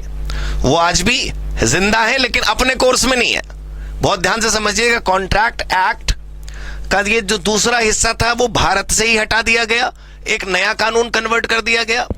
ये जो तीसरा हिस्सा है सेक्शन 124 से 238 स्पेशल कॉन्ट्रैक्ट, ये इंडिया में जिंदा है, हमारे सीए फाउंडेशन के कोर्स में नहीं है। इसको हम कहां पढ़ेंगे? सीए इंटर में। उसके बाद 239 से 266 ये कौन से प्रोविजन थे? पार्टनरशिप वाले। और आपको याद होगा इनका भी क्या कर दिया गया? इसको भी यहां से डिलीट कर दिया गया और एक नया कानून 1932 में बन गया। तो ये वाले प्रोविजन भी डिलीट हो चुके। ये जो पहला बंटवारा हुआ दोस्तों, ये कब हुआ? 1930 1930 में। और ये अगला वाला कब हुआ? 1932 में। बिल्कुल समझ आ गई बात? बिल्कुल क्लियर हो गया? तो ये स्ट्रक्चर आपके सामने जिसके में हमें समझ आया कि 4 हिस्से हैं, 2 चैप्टर से ही डिलीट हो चुके, 2 हिस्से बचे। इसका मतलब कॉन्ट्रैक्ट का आधा हिस्सा हमें फाउंडेशन में पढ़ना है और आधा हिस्सा इंटर में। ये वाला तो सीए फाउंडेशन में हम अभी पढ़ रहे हैं और ये वाला हमें कहां पढ़ना है? सीए इंटर में। बिल्कुल क्लियर हो गई जी बात? अब इस चैप्टर को, कॉन्ट्रैक्ट एक्ट को, जनरल प्रिंसिपल को धीरे धीरे करके आगे बढ़ते हैं, समझते हैं कि ये है क्या। अब जबकि आपको ये पता चल चुका कि कौन कौन से 4 हिस्से हैं और एक ही हिस्सा आपको अपने सीए फाउंडेशन में पढ़ना है, तो उसकी शुरुआत करना शुरू कर दें। अब देखिए, आपको सबसे पहले मैं दिखा रहा हूं यूनिट का ओवरव्यू। यूनिट का ओवरव्यू का मतलब है कि आपको पता चल गया कि कॉन्ट्रैक्ट एक्ट नाम का चैप्टर अपने कोर्स में है, और उस इंस्टीट्यूट की किताब में जो हम अब फॉलो करते हैं अक्सर, उसके अंदर से क्वेश्चंस भी आते हैं एग्जाम में। आप उसको जब देखोगे पहला पेज इंस्टीट्यूट की बुक का, तो उसमें 6 यूनिट्स हैं। तो हमने अपनी बुक है, जो अपना स्टडी मटेरियल है, वो भी उसी हिसाब से ऑर्गेनाइज करा ताकि पैरेलल रहे। तो मतलब मेरा कहने का ये कि जो 75 सेक्शंस अपने कोर्स में है, 1 से लेकर 75 तक प्रोविजन जो अपने कोर्स में, उसको सीए इंस्टीट्यूट ने अपनी किताब में कितने हिस्सों में बांटा? 6 यूनिट्स में। तो वो जो पहली यूनिट हम पढ़ना शुरू कर रहे हैं, वो आपके सामने यहां पर है, यूनिट 1 का ओवरव्यू आपके सामने। इस यूनिट में आपको पढ़ना है कॉन्ट्रैक्ट किसे कहते हैं, कॉन्ट्रैक्ट के एलिमेंट्स कौन कौन से होते हैं, मतलब किन चीजों से मिलकर कॉन्ट्रैक्ट बनता है। एक बार कॉन्ट्रैक्ट बन जाए तो वैलिड और इनवैलिड कैसे पता चलेगा, मतलब कैसे पता चलेगा कि कोई कॉन्ट्रैक्ट वैलिड है और कोई कॉन्ट्रैक्ट इनवैलिड है। तो टॉपिक का नाम होगा एसेंशियल्स ऑफ वैलिड कॉन्ट्रैक्ट। और तीसरा हिस्सा है टाइप्स ऑफ कॉन्ट्रैक्ट, कितने प्रकार के कॉन्ट्रैक्ट होते हैं, ये अपन को पहली ओवरव्यू, पहली यूनिट्स में पढ़ना है। एलिमेंट ऑफ कॉन्ट्रैक्ट में आपको मैंने क्या बताया कि कितनी अलग अलग चीजों से मिलकर कॉन्ट्रैक्ट बनता है। तो यहां पर ये लिखा है अग्रीमेंट, एनफोर्सेबिलिटी ऑफ लॉ, फिर अग्रीमेंट कैसे बनता है, उसके 2 पार्ट, फिर अलग अलग सब पार्ट। तो ये आपको अभी नहीं समझ आएगा, ये तो वो है जो समरी के रूप में मुझे आपको बाद में दिखाना चाहिए कि देखो आपने ये पढ़ लिया, ये पढ़ लिया, ये पढ़ लिया, ये पढ़ लिया। लेकिन पता है आपको पहले मैं क्यों दिखाना चाहता हूं, ताकि इंस्टीट्यूट की बुक और हमारे पढ़ाई में जो सिमिलैरिटी है, जो पैरेलल नेचर है, वो आपको समझ आ सके। आपको मैं याद दिला दूं कि पेपर मैंने और आपने नहीं बनाना, पेपर बनाएगा institute of chartered accountants of India. उसने कॉन्ट्रैक्ट एक्ट को कितने हिस्सों में बांटा? 6 हिस्सों में। उस 6 हिस्सों में से पहली यूनिट हम आपके साथ कर रहे हैं, और उस पहली यूनिट का नाम है कॉन्ट्रैक्ट के बेसिक्स। राइट, कॉन्ट्रैक्ट के बेसिक्स में सबसे पहला टॉपिक क्या है कि कॉन्ट्रैक्ट किसे कहते हैं, वो वैलिड और इनवैलिड कैसे तय होगा, और वैलिड और इनवैलिड के बाद टाइप्स ऑफ कॉन्ट्रैक्ट कितने हैं। तो आपके सामने सबसे पहला हिस्सा है व्हाट इज कॉन्ट्रैक्ट। अब आपको मेरी बात 2 मिनट सुननी चाहिए, वैसे तो आप सुन ही रहे हैं। कॉन्ट्रैक्ट किसे कहते हैं दोस्तों, अगर आप यहां आओगे ना, जो लिखा हुआ है उसको पढ़ोगे, तो बड़ा स्ट्रक्चर्ड लैंग्वेज, बड़ा स्पेसिफिक कुछ लिखा हुआ है, बड़े खास कुछ नियम लिखे। उनको तो हम पढ़ लेंगे, कोई बात नहीं, जो जो लिखा है वो देख लेंगे। लेकिन पता आपको, आपके दिल के अंदर से भी एक आवाज आ रही होगी कि कॉन्ट्रैक्ट शब्द का मतलब तो अपन को पता ही होगा। That is something that we always understand, right. Contract is something that we know. Contract शब्द का मतलब तो हमें पता ही होगा। तो आपके मन से क्या आवाज आ रही होगी? कॉन्ट्रैक्ट मतलब अग्रीमेंट, कॉन्ट्रैक्ट मतलब प्रॉमिस, कॉन्ट्रैक्ट मतलब समझौता, कॉन्ट्रैक्ट मतलब एक अंडरस्टैंडिंग, कॉन्ट्रैक्ट मतलब एक डील। ये आप सोचे बैठे होगे। तो आपने गलत नहीं सोचा, बिल्कुल ठीक है। लेकिन कानून की तो आदत है ना कुछ टेक्निकलिटीज पैदा करने की। कानून के अंदर तो कुछ ना कुछ खास होगा ही होगा। तो जो आप सोच रहे हो डील, समझौता, अग्रीमेंट, वो सब सही है। बस आपको लॉ की नजरों में देखना है कि यहां पर वो खास क्या बता रहे हैं। भाई आप दुनिया में देखते होगे हर बात के लिए अग्रीमेंट है।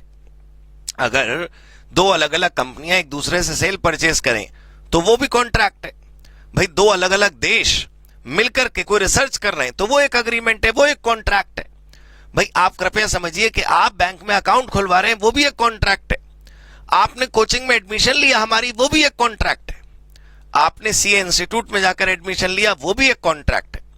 तो जब दुनिया में सब जगह हमारी आंखों के आगे, हमारे आगे पीछे हर जगह कॉन्ट्रैक्ट ही कॉन्ट्रैक्ट दिखता है, तो कानून की भाषा में कॉन्ट्रैक्ट क्या होता है हल्का सा वो समझ लेते हैं, तो हमें रियलिटी पता चलेगी, फर्क भी पता चलेगा कि जो हम सोच रहे थे जनरल और ये जो लोग लिख रहे हैं स्पेशल, उसमें क्या फर्क है। एक एक करके देखिएगा। The term contract is defined under section 2H। ये जो 2H है याद रखिएगा, अच्छी बात है, याद रहनी चाहिए। भूल जाएं तो कोई दुख मनाने की जरूरत नहीं। एग्जाम में गलत सेक्शन नंबर लिखने से अच्छा है कि आप सेक्शन नंबर ना लिखें। याद होना चाहिए, यह बढ़िया बात है आपकी। लेकिन अगर ना याद रहे तो चिंता नहीं करनी है और गलत बिल्कुल नहीं लिखना है। यह सेक्शन कॉन्ट्रैक्ट की डेफिनेशन बताता है।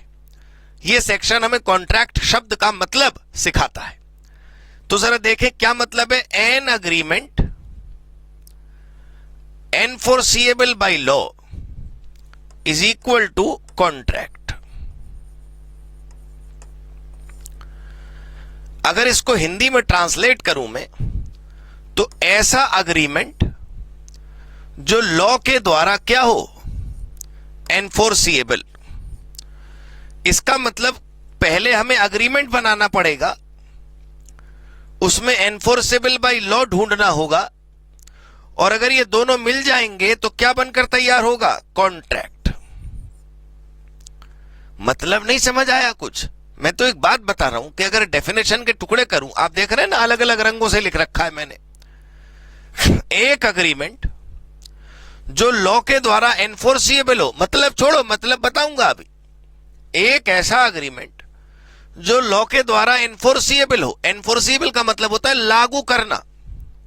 एनफोर्सिएबल का मतलब होता है जिसे अदालत में ले जाकर आप जज साहब से कह सके, जज साहब देखो राजू ने ये बोला था, कर नहीं रहा राजू। देखो जज साहब मैंने तो ये डील फाइनल करी थी, ये सामने वाली पार्टी फुलफिल नहीं कर रही। हर बात को, हर अग्रीमेंट को, हर समझौते को, हर वादे को, हर डील को आप अदालत में नहीं ले जा सकते। प्लीज इस लाइन को दोबारा देखिए। एक अग्रीमेंट जो लॉ के द्वारा एनफोर्सेबल हो उसे कॉन्ट्रैक्ट कहते हैं। अभी तक तो हम सबको शायद ऐसा लग रहा था कि अग्रीमेंट और कॉन्ट्रैक्ट एक ही चीज होते हैं। अभी तक हम सबको ऐसा लग रहा था कि अग्रीमेंट और कॉन्ट्रैक्ट में कोई फर्क है ही नहीं। अभी तक हम सबको ऐसा लग रहा था कि अग्रीमेंट भी वही चीज है, कॉन्ट्रैक्ट भी वही चीज है, लेकिन ऐसा है नहीं दोस्तों। अग्रीमेंट और कॉन्ट्रैक्ट में फर्क क्या समझ आया हमें, कि अग्रीमेंट तो है ही अग्रीमेंट, लेकिन अगर अग्रीमेंट को कॉन्ट्रैक्ट बनाना है तो उसके अंदर क्या मिलाना पड़ेगा, एनफोर्सिएबल बाय लॉ। इसका मतलब जानते हैं आप क्या हुआ, कि हर समझौता, हर समझौता, हर समझौता, हर समझौता, हर डील कॉन्ट्रैक्ट नहीं हुआ करती। हम अगर अग्रीमेंट की हिंदी निकालें तो भी हमें लगेगा समझौता, हम कॉन्ट्रैक्ट की हिंदी निकालें तो भी हमें लगेगा समझौता, लेकिन दोनों में वही फर्क है जो पानी और जल में है। सुना है ना आपने, हिंदी में पानी को जल भी कहते हैं। मतलब गंगा का पानी वो जल है और वो टंकी में पानी आया वो जल नहीं है, ऐसा कैसे हो गया?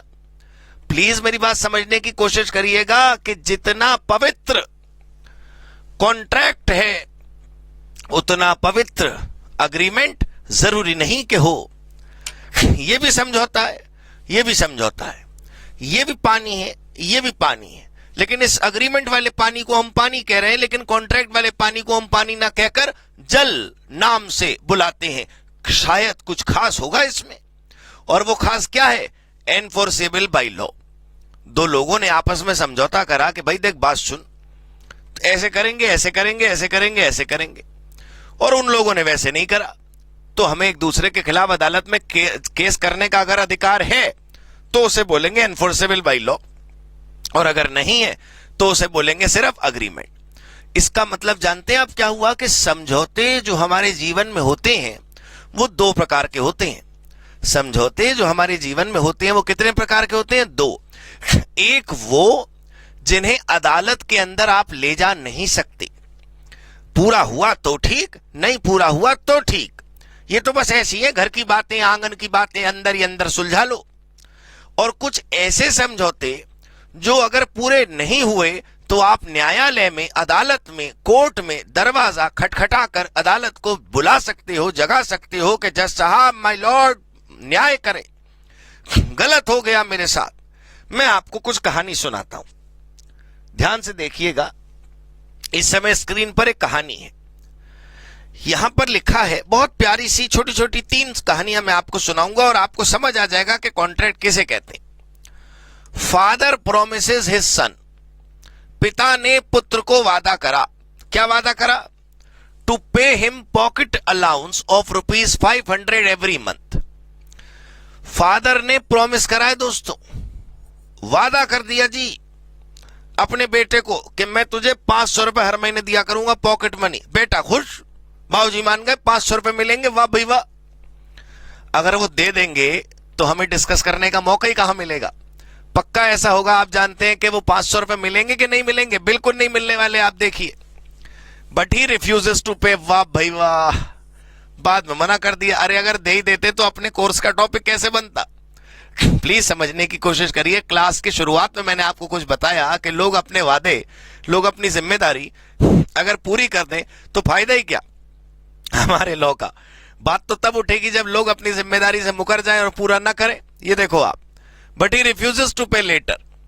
The son cannot recover the same in court of law। अदालत में जाकर बेटा ये मांग नहीं सकता। जज साहब बताओ, बाबूजी ने वादा करा था पॉकेट मनी देने का 500 रुपए। जज साहब 500 रुपए नहीं दिए गए बाबूजी से। अदालत में जाकर बच्चा कहने लगा जेल डाल दो बाबूजी को, मेरी पॉकेट मनी नहीं दी। बताओ, वादा करने के बाद वादा खिलाफी कर दी। जज साहब देखो ये गलत हुआ। क्या ये बच्चा अदालत जाकर ऐसा केस कर सकता है? नहीं कर सकता। इसका मतलब यह हुआ कि वादा तो यहां भी है, जिम्मेदारी तो यहां भी है, समझौता तो यहां भी था, सब कुछ यहां पर भी था, लेकिन क्या नहीं था? कानून के मंदिर में ले जाने की ताकत, एनफोर्सिएबिलिटी बाय लॉ एब्सेंट है यहां पर। आप इस बात को अदालत नहीं लेकर जा सकते कि पिता ने पुत्र को पॉकेट मनी नहीं दी। ये देखिए, this is not created with an intention to create legal relation. यहां पर कोई लीगल रिलेशन क्रिएट नहीं हो रहा, इसलिए ये कॉन्ट्रैक्ट नहीं बन पाया। सिर्फ वो वाले अग्रीमेंट कॉन्ट्रैक्ट बनेंगे जिनके अंदर कानून के मंदिर में जाने की संभावना होगी। सिर्फ वो समझौते जो अदालत का दरवाजा खटखटा पाएंगे, सिर्फ उन्हीं को कॉन्ट्रैक्ट कहा जाएगा। प्लीज समझने की कोशिश करिए। दो चोर आपस में चोरी करें मिलकर तो वो भी ये अग्रीमेंट करते हैं आपस में कि भाई तू चोरी करियो और मैं ध्यान रखूंगा, और जो सामान मिलेगा वो आपस में बांट लेंगे। और उन दोनों में से एक आदमी धोखा दे दे दूसरे पार्टनर को, तो अदालत में जाकर एक चोर क्या कहेगा? मेरे पार्टनर ने मुझे धोखा दे दिया जज साहब, मेरे साथ गलत हो गया। जज पूछेगा कौन सा पार्टनरशिप का बिजनेस था तुम्हारा? तो वो क्या बताएगा? चोर के जी चोरी करते थे हम मिल करके। अरे आपका ऐसा समझौता जो दो लोगों के बीच में हुआ जिसे अदालत के सामने आप नहीं रख सकते, बस तो वो अग्रीमेंट है, समझौता है, लेकिन वो क्या नहीं है? कॉन्ट्रैक्ट। मैं फिर आपको बता रहा हूं, अग्रीमेंट भी समझौता है लेकिन कॉन्ट्रैक्ट भी समझौता है। अग्रीमेंट वो समझौता है जो सही भी हो सकता है और खराब भी हो सकता है, लेकिन कॉन्ट्रैक्ट वो वाला समझौता है जो सही है, इसीलिए वो कॉन्ट्रैक्ट है। अग्रीमेंट में क्या मिल जाए जो वो कॉन्ट्रैक्ट बन जाता है? Enforceability by law. एक अग्रीमेंट जिसके अंदर ताकत हो अदालत में ले जाने की, उसे कॉन्ट्रैक्ट कहा करते हैं। आपको याद दिला दूं कि पिता ने बच्चे को वादा करा कि वो पॉकेट मनी देगा और नहीं दिया तो बच्चा अदालत में नहीं जा पाया, तो वहां पर अग्रीमेंट तो था लेकिन एनफोर्सेबिलिटी बाय लॉ नहीं थी, इसलिए क्या नहीं बन पाया? कॉन्ट्रैक्ट। ध्यान से देखिए, second situation, a husband agreed to pay to his wife. एक पति ने अपनी पत्नी को वादा करा सर्टेन अमाउंट पे करने का as maintenance every month while he was abroad. पतिदेव कहां पर है? विदेश में। इसलिए उन्होंने पत्नी साहिबा को वादा करा कि भाई मैं आपको पैसे देता रहूंगा मेंटेनेंस के, जरूरत भर के, जब तक मैं भारत नहीं आ जाता तब तक आपका काम कैसे चलेगा, तो लो पैसे लेते रहना। ठीक, वादा हुआ। आपका क्या दिल कर रहा है, निभाया जाएगा या नहीं? बिल्कुल नहीं निभाया जाने वाला। तभी कहानी हमारे सामने आई है, देखो। हस्बैंड फेल्ड टू पे the promised amount, wife sued him for the recovery। हालत देखो आप, केस कर दिया पत्नी साहिबा ने पतिदेव पर। तो क्या हो गया?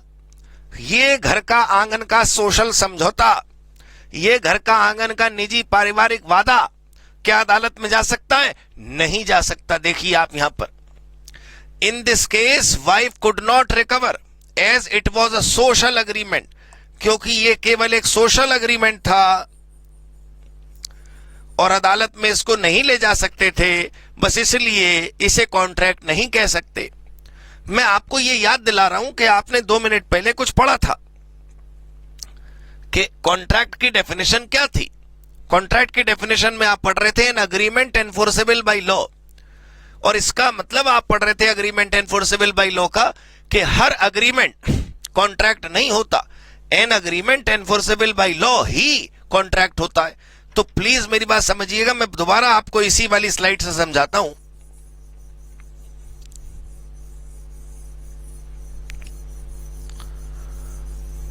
अग्रीमेंट बनाना बड़ा आसान है। कोई भी दो लोग आपस में एक दूसरे से वादा कर दे, वो हो गया अग्रीमेंट, उसमें क्या।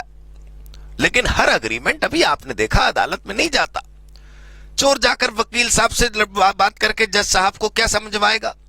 वो जज साहब से कहेगा जज साहब हमारा बिजनेस चल रहा था, पार्टनरशिप चल रही थी और पार्टनर ने मुझे धोखा दे दिया। वो कहेंगे क्या पार्टनरशिप चल रही थी? वो कहेंगे चोरी की। नहीं, इसका मतलब यह हुआ कि दो लोग आपस में समझौता तो अच्छी चीज का भी कर सकते हैं, बुरी चीज का भी कर सकते हैं, सही का भी कर सकते हैं, गलत का भी कर सकते हैं।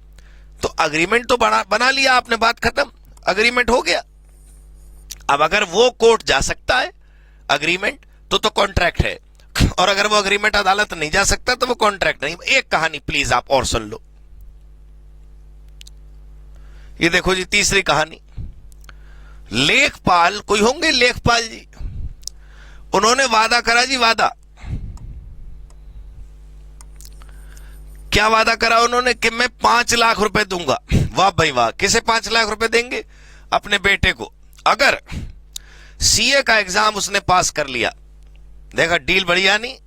सीए का एग्जाम पास करने पर पिता अपने बच्चे से कहा बेटा 5 लाख दूंगा, 5 लाख तू बस पास हो जा। ठीक, बच्चा बेचारा मासूम पिता के वादे पर भरोसा करके वो पास हो गया। देखो, on passing the exam the son claims the money. बेटे ने पैसे मांगे, लाओ बाबूजी 5 लाख दो, वादा हुआ था, डील हुई थी, याद है, मैंने अपनी जिम्मेदारी निभाई, मैं पास हो गया, अब आप अपनी जिम्मेदारी निभाओ, लाओ पैसे दो। The son could not recover as it was a social agreement. बताओ, रो रहा बैठ के बच्चा बेचारा मासूम दुखी में। मेरा कहने का मतलब समझिए, कॉन्ट्रैक्ट की डेफिनेशन जो आपने देखी ना, an agreement enforceable by law, वो देखने से लगता है एक लाइन की, उसके अंदर पूरी दुनिया समाई हुई है। दूर से समुद्र को देखो तो ऐसा लगता है आपने पानी एक जगह इकट्ठा कर रखा है, लेकिन आप अंदर जाइए तो आपको गहराई का अंदाजा होगा। मेरी कहने का मतलब समझिए कि अग्रीमेंट एनफोर्सेबल बाय लॉ ऐसे एक छोटी सी लाइन दिखती है।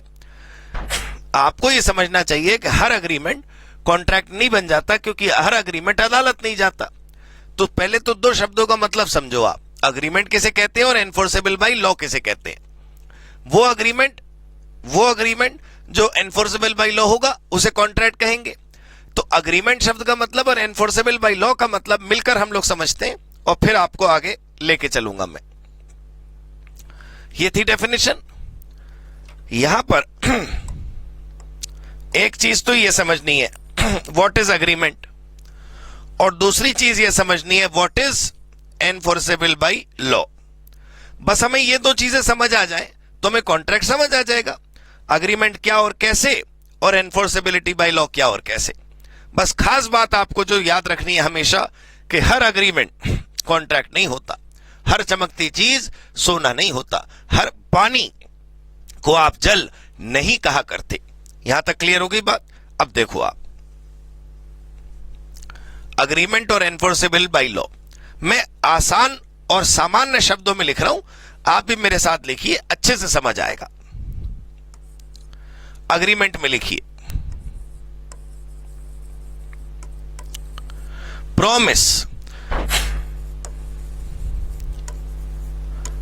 Made to each other.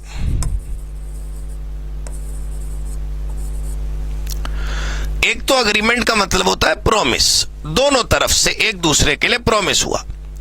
Made to each other का मतलब, भाई सेलर ने वादा करा कि मैं सामान भिजवाऊंगा, बायर ने वादा करा कि मैं पैसे दूंगा।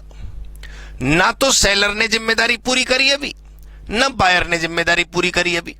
सेलर और बायर दोनों ही लोगों ने अपनी अपनी जिम्मेदारी अभी पूरी नहीं करी, दोनों ही लोगों ने केवल क्या करा? वादा। सेलर और बायर दोनों ने अभी सिर्फ क्या करा है? प्रॉमिस। तो आपस में एक डील हो गई कि हम दोनों अपनी अपनी जिम्मेदारी निभाएंगे। या फिर promise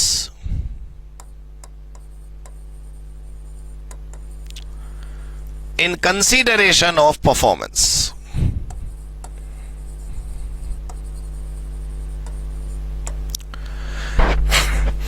promise in consideration of performance, यहां पर क्या मतलब है? जो पहला वाला है दोस्तों, टू साइड प्रॉमिस है। टू साइड प्रॉमिस का मतलब दोनों तरफ वादा ही वादा है, और यहां पर इसका मतलब क्या है?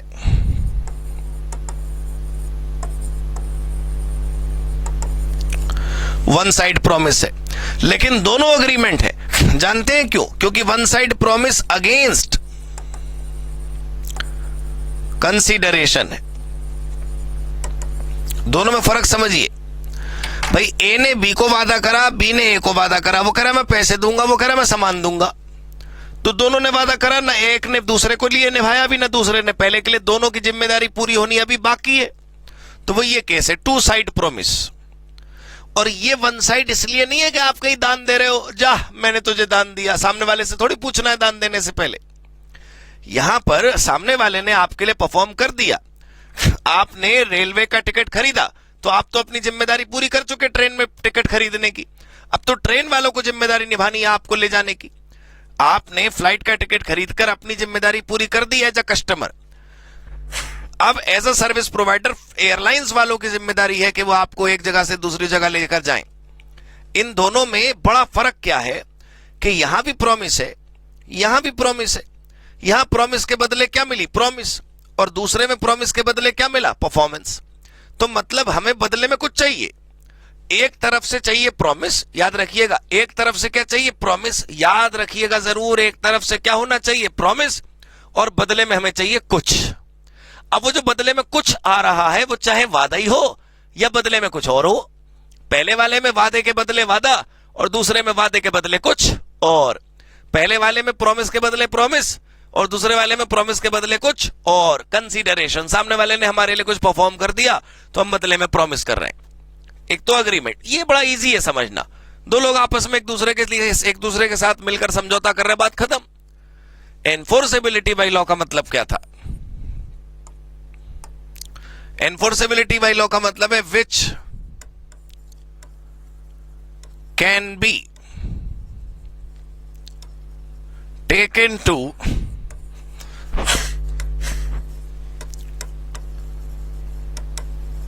which can be taken to the court of justice, जो अदालत में ले जाई जा सके, न्यायालय में ले जाई जा सके। which can be taken to the court of justice,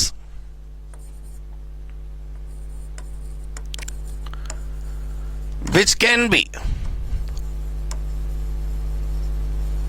presented before court to demand justice। एक ही बात है दोनों लाइनों में। कोई ऐसा मामला जिसे हम अदालत ले जा सके, कोई ऐसी चीज जिसे अदालत ले जाकर हम न्याय मांग सके, उसे बोलते हैं एनफोर्सेबिलिटी बाय लॉ। मैंने आपको भी 3 कहानियां बताई, उन तीनों की तीनों कहानियों में आप अदालत नहीं जा सकते। वहां प्रॉमिस था, बदले में भी कुछ था। बच्चे ने मेहनत करके डिग्री हासिल करी, वो सीए बना, उसे 5 लाख नहीं दे रहे बाबूजी, बताओ, जबकि आपने वादा करा था। वो पति जो विदेश में बैठा वादा कर रहा था कि मैं पत्नी को पैसे दूंगा हिंदुस्तान में मेंटेनेंस के लिए, उसने पैसे देने से मना कर दिया। आप इमेजिन करिए कि उस पिता ने जिसने पॉकेट मनी का वादा कर दिया, उस मासूम बच्चे ने कितने सपने संजो लिए होंगे कि मैं पॉकेट मनी से क्या क्या करूंगा, और वो सारे सपने उड़वा दिए पिताजी ने, पैसे दिए ही नहीं। क्योंकि वहां पर ये तो था, प्रॉमिस था, बदले में कुछ था, जो है वो था, लेकिन ये नहीं था। You cannot take those 3 situations to the court of justice. उन तीनों में से किसी भी परिस्थिति को आप माननीय अदालत के सामने नहीं लेकर जा सकते। वो तीनों सिचुएशन ऐसी थी जिनको आप अदालत में नहीं ले जा सकते। इसका मतलब क्या हुआ कि वो अग्रीमेंट तो बने, लेकिन वो क्या नहीं बन पाए? कॉन्ट्रैक्ट। कॉन्ट्रैक्ट बनने के लिए इन दोनों चीजों की जरूरत होनी चाहिए, अग्रीमेंट भी हो और एनफोर्सेबिलिटी बाय लॉ भी हो। ये जब तक दोनों चीजें प्लस में नहीं होंगी तब तक कॉन्ट्रैक्ट क्रिएट नहीं होने वाला। अब आप समझिए, ये वो है जो पहले से लिखा हुआ है। आपको फर्क बताऊं, यही आपने अभी खुद लिखा था। ये वाला कॉपी कर लिया ना आपने? नहीं करा हो देखो तो वीडियो पॉज करके कर लेना। ये वो है जो मैंने आपको खुद लिखकर अभी समझाया, और अब ये वो है जो आप देख रहे हो लिखा हुआ। तो आइए पढ़ते हैं थोड़ा सा स्ट्रक्चर्ड लैंग्वेज में, थोड़ा सा कानून की भाषा में, थोड़ा कानून के शब्दों में क्या लिखा है अग्रीमेंट को लेकर। अग्रीमेंट को लेकर लिखा है एनी या एवरी प्रॉमिस, हर वादा, and every set of promises. तो यही तो मैं बता रहा था आपको भाई। एवरी प्रॉमिस मतलब एक तरफ से वादा और एक तरफ से कुछ और। और एवरी सेट ऑफ प्रॉमिस मतलब इधर से भी प्रॉमिस उधर से भी प्रॉमिस। आप याद करो, यही लिखवाया था मैंने, every promise and every set of promise. पहले वाला टू साइड है तो सेट ऑफ प्रॉमिस है, और ये सिंगल साइड है तो ये प्रॉमिस है।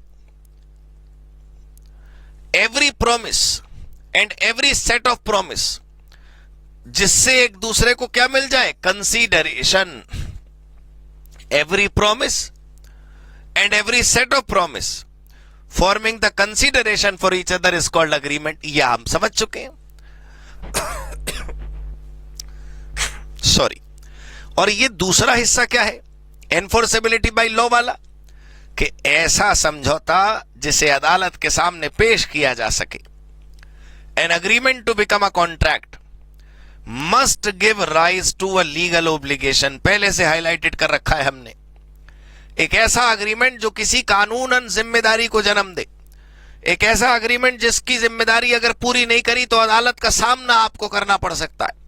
एक ऐसी जिम्मेदारी जो ड्यूटी बन जाए कानून की नजरों में, और अगर वो पूरी ना हो तो बस जो अदालत करेगी वही होगा। इसका मतलब दोस्तों ये है, प्लीज समझने की कोशिश करिएगा कि कॉन्ट्रैक्ट बनाने के लिए दो बड़ी चीजों की जरूरत है, एक अग्रीमेंट और एक एनफोर्सेबिलिटी बाय लॉ। कॉन्ट्रैक्ट बनाने के लिए जिन दो चीजों की जरूरत है उसमें पहली चीज है एक अग्रीमेंट, दो लोगों का करा हुआ आपस में समझौता। और वो समझौता अगर कानूनन जिम्मेदारी को जन्म दे तो वो कॉन्ट्रैक्ट हो जाता है। अग्रीमेंट एक साधारण पानी है और कॉन्ट्रैक्ट एक अच्छा जल है। इस बात को समझने के लिए आपको याद होगा कि मैंने आपको ये तीन कहानियों से रूबरू करवाया। ये तीनों कहानियां जब मैं आपको बता रहा था तो आपको अच्छे से ये समझ आ गया कि इन तीनों कहानियों में कुछ ऐसा था जिसकी वजह से हम अदालत नहीं जा पा रहे थे। तो हमें यह बात क्लियर हो गई कि हर समझौता अदालत में नहीं जाता। तो हमें यह समझ जाना चाहिए कि जो समझौता अदालत में नहीं जाता वो वहीं रह जाता है, कहां, अग्रीमेंट की स्टेज पर। और जो अदालत जा सकता है वो बनकर, निखर कर, उभर कर सामने आता है, और उसका नाम क्या है, कॉन्ट्रैक्ट। तो अब हमारी जिम्मेदारी बनती है कि हम अग्रीमेंट और कॉन्ट्रैक्ट का अंतर थोड़ा सा तो समझ चुके हैं, पूरा समझ जाते हैं। वैसे मैं आपको बता चुका हूं, कोई भी दो लोगों का आपस में करा हुआ वादा अग्रीमेंट तो है, बस उसमें एनफोर्सेबिलिटी बाय लॉ जोड़ दें तो वो क्या बन जाता है, कॉन्ट्रैक्ट। राइट। देखिए पहले अग्रीमेंट में लिखते हैं, एवरी प्रॉमिस और set of promises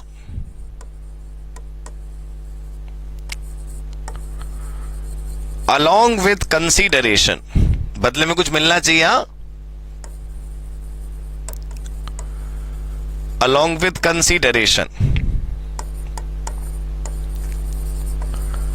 is called agreement।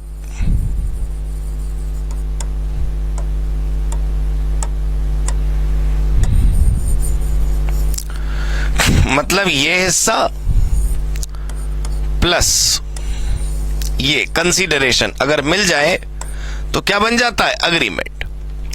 और बस वही अग्रीमेंट अगर एनफोर्सेबल बाय लॉ हो तो वो क्या बन जाता है, कॉन्ट्रैक्ट। अब देखो आप,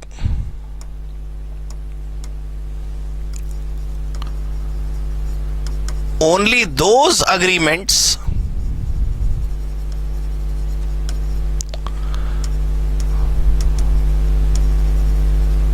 which can be taken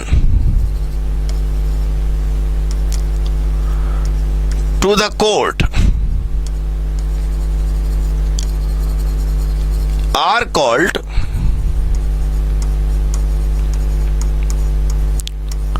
contracts।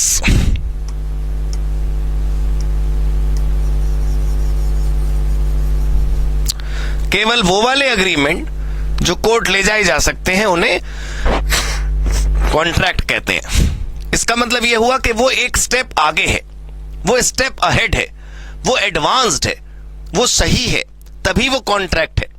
क्योंकि जो अदालत जाएगा वो सही होगा, और ये अदालत हो सकता है जाए, हो सकता है ना जाए।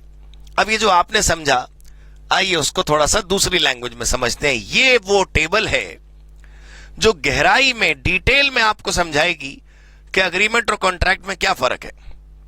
खास बात यह है कि यहां पर वही सब कुछ लिखा है जो हम पहले से जानते हैं। यहां पर वही सब कुछ लिखा है जो हमने अभी तक सीखा, राइट। आइए एक एक करके इसको पढ़ते हैं। पहला अंतर देखते हैं मीनिंग का, और वो मीनिंग जो आपको अच्छे से याद होगा, मीनिंग देखिए क्या है। हर प्रॉमिस और set of promise plus consideration, याद है ना। ये जो ऑफर और एक्सेप्टेंस है, ये अभी मैं चाहता हूं कि आप ना देखें, क्योंकि अभी आपको ये पढ़ना है कि अग्रीमेंट कैसे बना, और अग्रीमेंट बना प्रॉमिस से। तो एक्चुअल में ऑफर और एक्सेप्टेंस प्रॉमिस की डेफिनेशन है। प्रॉमिस कैसे बना वो आपको जब बताया जाएगा तब हम पढ़ेंगे ऑफर और एक्सेप्टेंस। और कॉन्ट्रैक्ट में हमने देखा, अग्रीमेंट में अगर लीगल एनफोर्सेबिलिटी जुड़ जाए तो वो कॉन्ट्रैक्ट बन जाता है। ये आप अंतर पढ़ चुके हैं। दूसरा, अग्रीमेंट एक वाइडर टर्म है, क्योंकि उसमें लीगल, इलीगल, सही गलत, अच्छे बुरे, बड़े छोटे, हर प्रकार के समझौते इंक्लूडेड है। भाई कोर्ट में जा पाएंगे वो वाले भी अग्रीमेंट है, और कोर्ट में जो नहीं जा पाएंगे वो वाले भी अग्रीमेंट है। सोशल भी अग्रीमेंट है, और लीगल भी अग्रीमेंट है, वैलिड भी अग्रीमेंट है, इनवैलिड भी अग्रीमेंट है। लेकिन जो कानून की नजरों में ठीक है, केवल वही क्या बनते हैं, कॉन्ट्रैक्ट। ये देखो आप, ये नैरो है, क्योंकि केवल लीगल एनफोर्सेबल वाले समझौते ही कॉन्ट्रैक्ट कहलाते हैं। यहां पर जरूरी नहीं कि कोई लीगल ओब्लिगेशन जिंदा हो, पैदा हो, बने, सामने आए। अग्रीमेंट में अभी आपने बताया ना, सोशल वाले भी अग्रीमेंट्स होते हैं, अभी आपने सीखा। लेकिन यहां पर लीगल ओब्लिगेशन होना जरूरी है। कॉन्ट्रैक्ट के अंदर कानूनन जिम्मेदारी उत्पन्न होती है। यहां पर देखिए, हर अग्रीमेंट कॉन्ट्रैक्ट नहीं बन सकता। तीसरे माले पर कोई हो, थर्ड फ्लोर पर कोई हो, तो जरूरी थोड़ी है फोर्थ पे जाएगा। पहले अग्रीमेंट बना तो जरूरी थोड़ी और आगे बढ़ा। लेकिन जो कॉन्ट्रैक्ट बना होगा, जो सबसे आगे बढ़ा होगा, कॉन्ट्रैक्ट जो बना होगा, वो अग्रीमेंट तो बनने के बाद ही आया होगा। याद करिए, रूल क्या है, agreement plus enforceability by law is equal to contract. तो ये सोचिए कि जो कॉन्ट्रैक्ट बन गया वो पहले अग्रीमेंट तो रहा ही होगा। तो हर कॉन्ट्रैक्ट अग्रीमेंट होता है, हर कॉन्ट्रैक्ट अग्रीमेंट होता है, लेकिन हर अग्रीमेंट कॉन्ट्रैक्ट नहीं होता, क्योंकि जो आज यहां पर है, हो सकता है उसमें प्लस एनफोर्सेबिलिटी आ पाए ना आ पाए। इसी बात के ऊपर अगर क्वेश्चन आपसे पूछा जाए, ये देखिए एक क्वेश्चन है, ऑल कॉन्ट्रैक्ट्स आर अग्रीमेंट। इतना हिस्सा तो ट्रू है, लेकिन all agreements are not contract, ये वाला हिस्सा भी ट्रू है। सारे अग्रीमेंट कॉन्ट्रैक्ट नहीं बन सकते, क्योंकि हो सकता है अग्रीमेंट एनफोर्सेबल हो सकता है ना हो। अगर वो एनफोर्सेबल होगा तो वो कॉन्ट्रैक्ट बनेगा, और अगर वो एनफोर्सेबल नहीं होगा तो वो कॉन्ट्रैक्ट नहीं बनेगा, राइट। तो आपको अगर यही क्वेश्चन एग्जाम में पूछा जाए तो इस प्रकार से आंसर नहीं लिखना है इतना बड़ा। मैंने क्या करा दोस्तों, ये वो है पेज जो आपकी बुक में भी होगा, ये वो लाइनें हैं जो आपकी बुक में भी लिखी होंगी।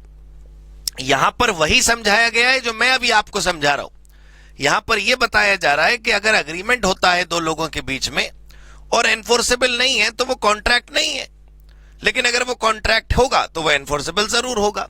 तो जो आपने अभी सवाल देखा, जो आपने अभी बातें सुनी, अगर उसको आप डिस्क्राइब करो तो थोड़ा सा ऐसे आप डिस्क्राइब कर सकते हैं। पता है दोस्तों, होता ही है कि जब हम समझ रहे होते हैं टॉपिक तो समझ आ जाता है फ्लो चार्ट से, समझ आ जाता है डायग्राम से, समझ आ जाता है उन छोटी छोटी बातों से जो हम सीखते हैं। लेकिन अगर एग्जाम में 5 मार्क्स का क्वेश्चन आए, वही वाला जो मैंने अभी आपको बताया, तो थोड़ा सा ये इस प्रकार से आप लिख सकते हैं। वैसे लिखना कैसे है, क्वेश्चन के आंसर को प्रेजेंट कैसे करना है, मैं समझाऊंगा, वो समय आएगा अभी समझने का। अभी तो फिलहाल आपको ये समझना है कि आपका जो अग्रीमेंट और कॉन्ट्रैक्ट का डिफरेंस था, वो डिफरेंस समझने के बाद हमें यह पता चला कि पहली सीढ़ी अग्रीमेंट है, पहली सीढ़ी कॉन्ट्रैक्ट नहीं है। अग्रीमेंट बनने के बाद अगर वो कानूनन अदालत में जा सकने वाली चीज होगी तब वो कॉन्ट्रैक्ट बनेगी, वरना वो अग्रीमेंट बनकर ही रह जाएगी। तो जो ऊपर पहुंचा, जो कॉन्ट्रैक्ट बना, जो आगे बढ़ा, वो अग्रीमेंट से होकर गुजरा होगा। तो हर कॉन्ट्रैक्ट एक दिन अग्रीमेंट था, लेकिन अग्रीमेंट जो अभी पीछे है जरूरी नहीं कि वो आगे बढ़कर कॉन्ट्रैक्ट बने। तो इसलिए ये वाली कहावत यहां पर लिखी है जो आप जानते हैं कि ट्रू है, all contracts are agreement but all agreements are not contracts, right. Clear हुई बात। अब देखो, तो हमें पता चल गया कि अग्रीमेंट और कॉन्ट्रैक्ट ये दो शब्द थे। अब हम अग्रीमेंट के ऊपर पीएचडी करेंगे और एनफोर्सेबिलिटी बाय लॉ के ऊपर पीएचडी करेंगे। अग्रीमेंट की डिटेल पढ़ेंगे और एनफोर्सेबिलिटी बाय लॉ की डिटेल पढ़ेंगे। मैं अग्रीमेंट की डेफिनेशन वैसे आपको बता चुका हूं, लेकिन एक आखिरी बार बहुत आराम से धीरे धीरे देख लीजिए कि अग्रीमेंट किसे कहते हैं. What is agreement?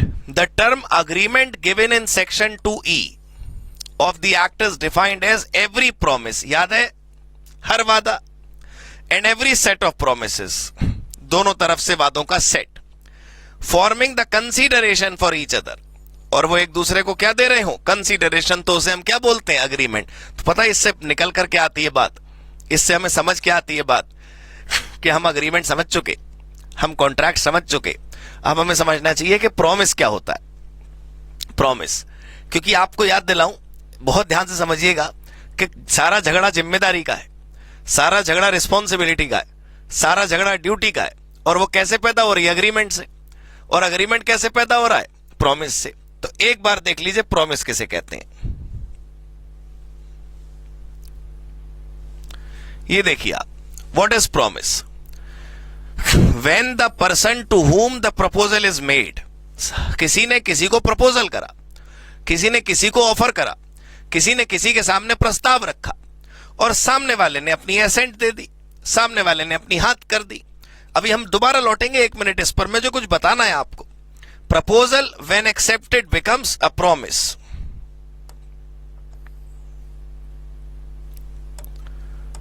ये देखिए आप, proposal When accepted becomes a promise. जब ऑफर क्या हो जाता है, एक्सेप्ट, तो वो क्या बन जाता है, प्रॉमिस.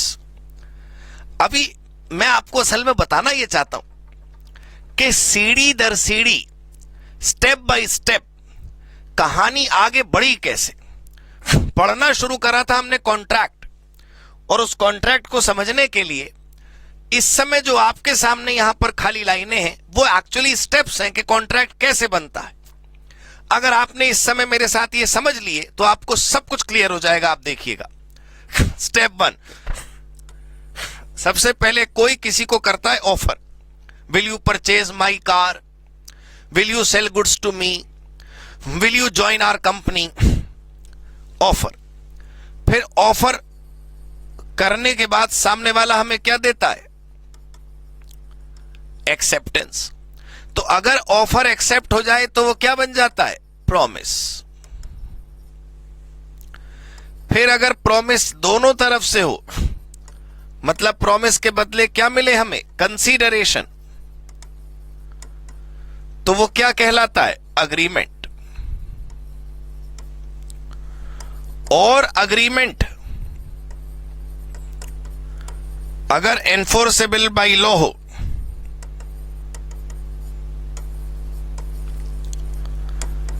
तो वो क्या बनता है, कॉन्ट्रैक्ट. यही वो खेल है दोस्तों.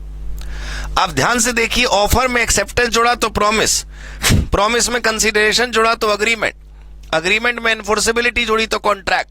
ये खेल है. तो जानते हो आपको क्या समझ आया, कि हमें पढ़ने ऑफर के रूल, फिर हमें पढ़ने एक्सेप्टेंस के रूल, इनसे बनेगा प्रॉमिस. फिर हमें पढ़ना है कंसीडरेशन के रूल, क्योंकि ये जुड़ के बनेगा agreement.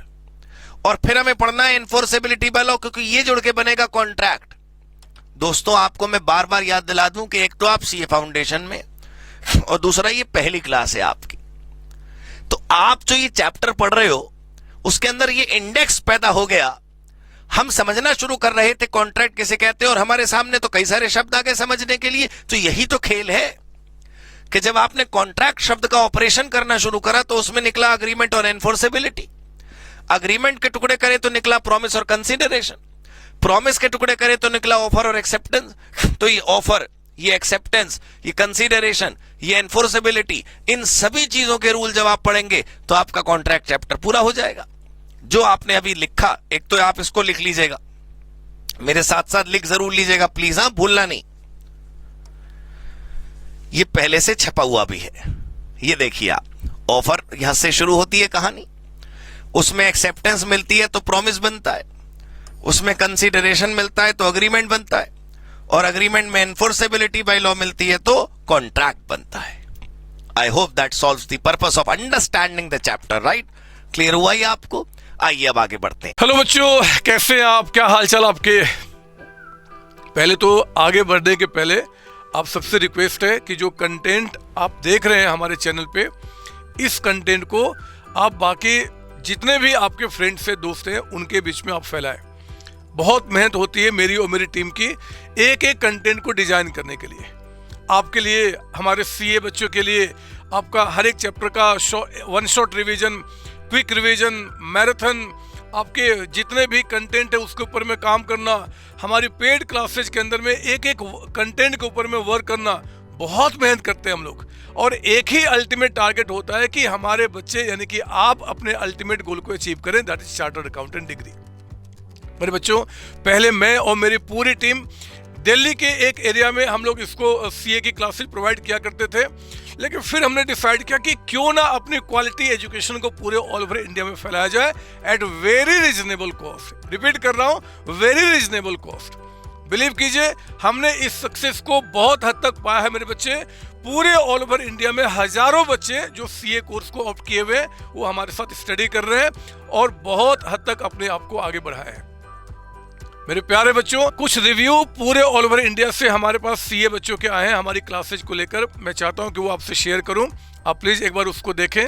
Hello everyone, this is Pari Maheshwari and I'm a CA Foundation student. Hello, my name is Vanshika and I'm doing CA Intermediate right now. Hello friends, myself Prashant Dikshit. I took coaching from COC Education. मैंने Santosh Kumar sir की classes ली थी CA inter group 1 का।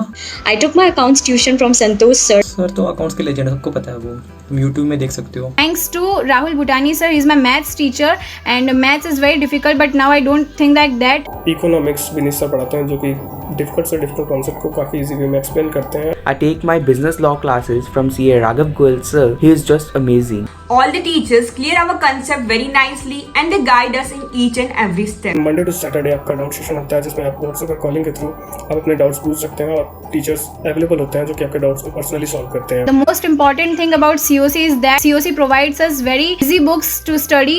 Thanks to COC, my concepts are pretty clear, my doubts get clear right away and I'm even able to score a good marks. Thank you. Thanks to COC जिन्होंने मेरी journey को काफ़ी आसान बना दिया है। Thank you. Thank you so much. And video को like करें, सब्सक्राइब करें एंड सभी अपने दोस्तों के पास पहुंचाएं। ऑल द बेस्ट बच्चे, all the best. Thank you बच्चों, थैंक यू जी, थैंक यू।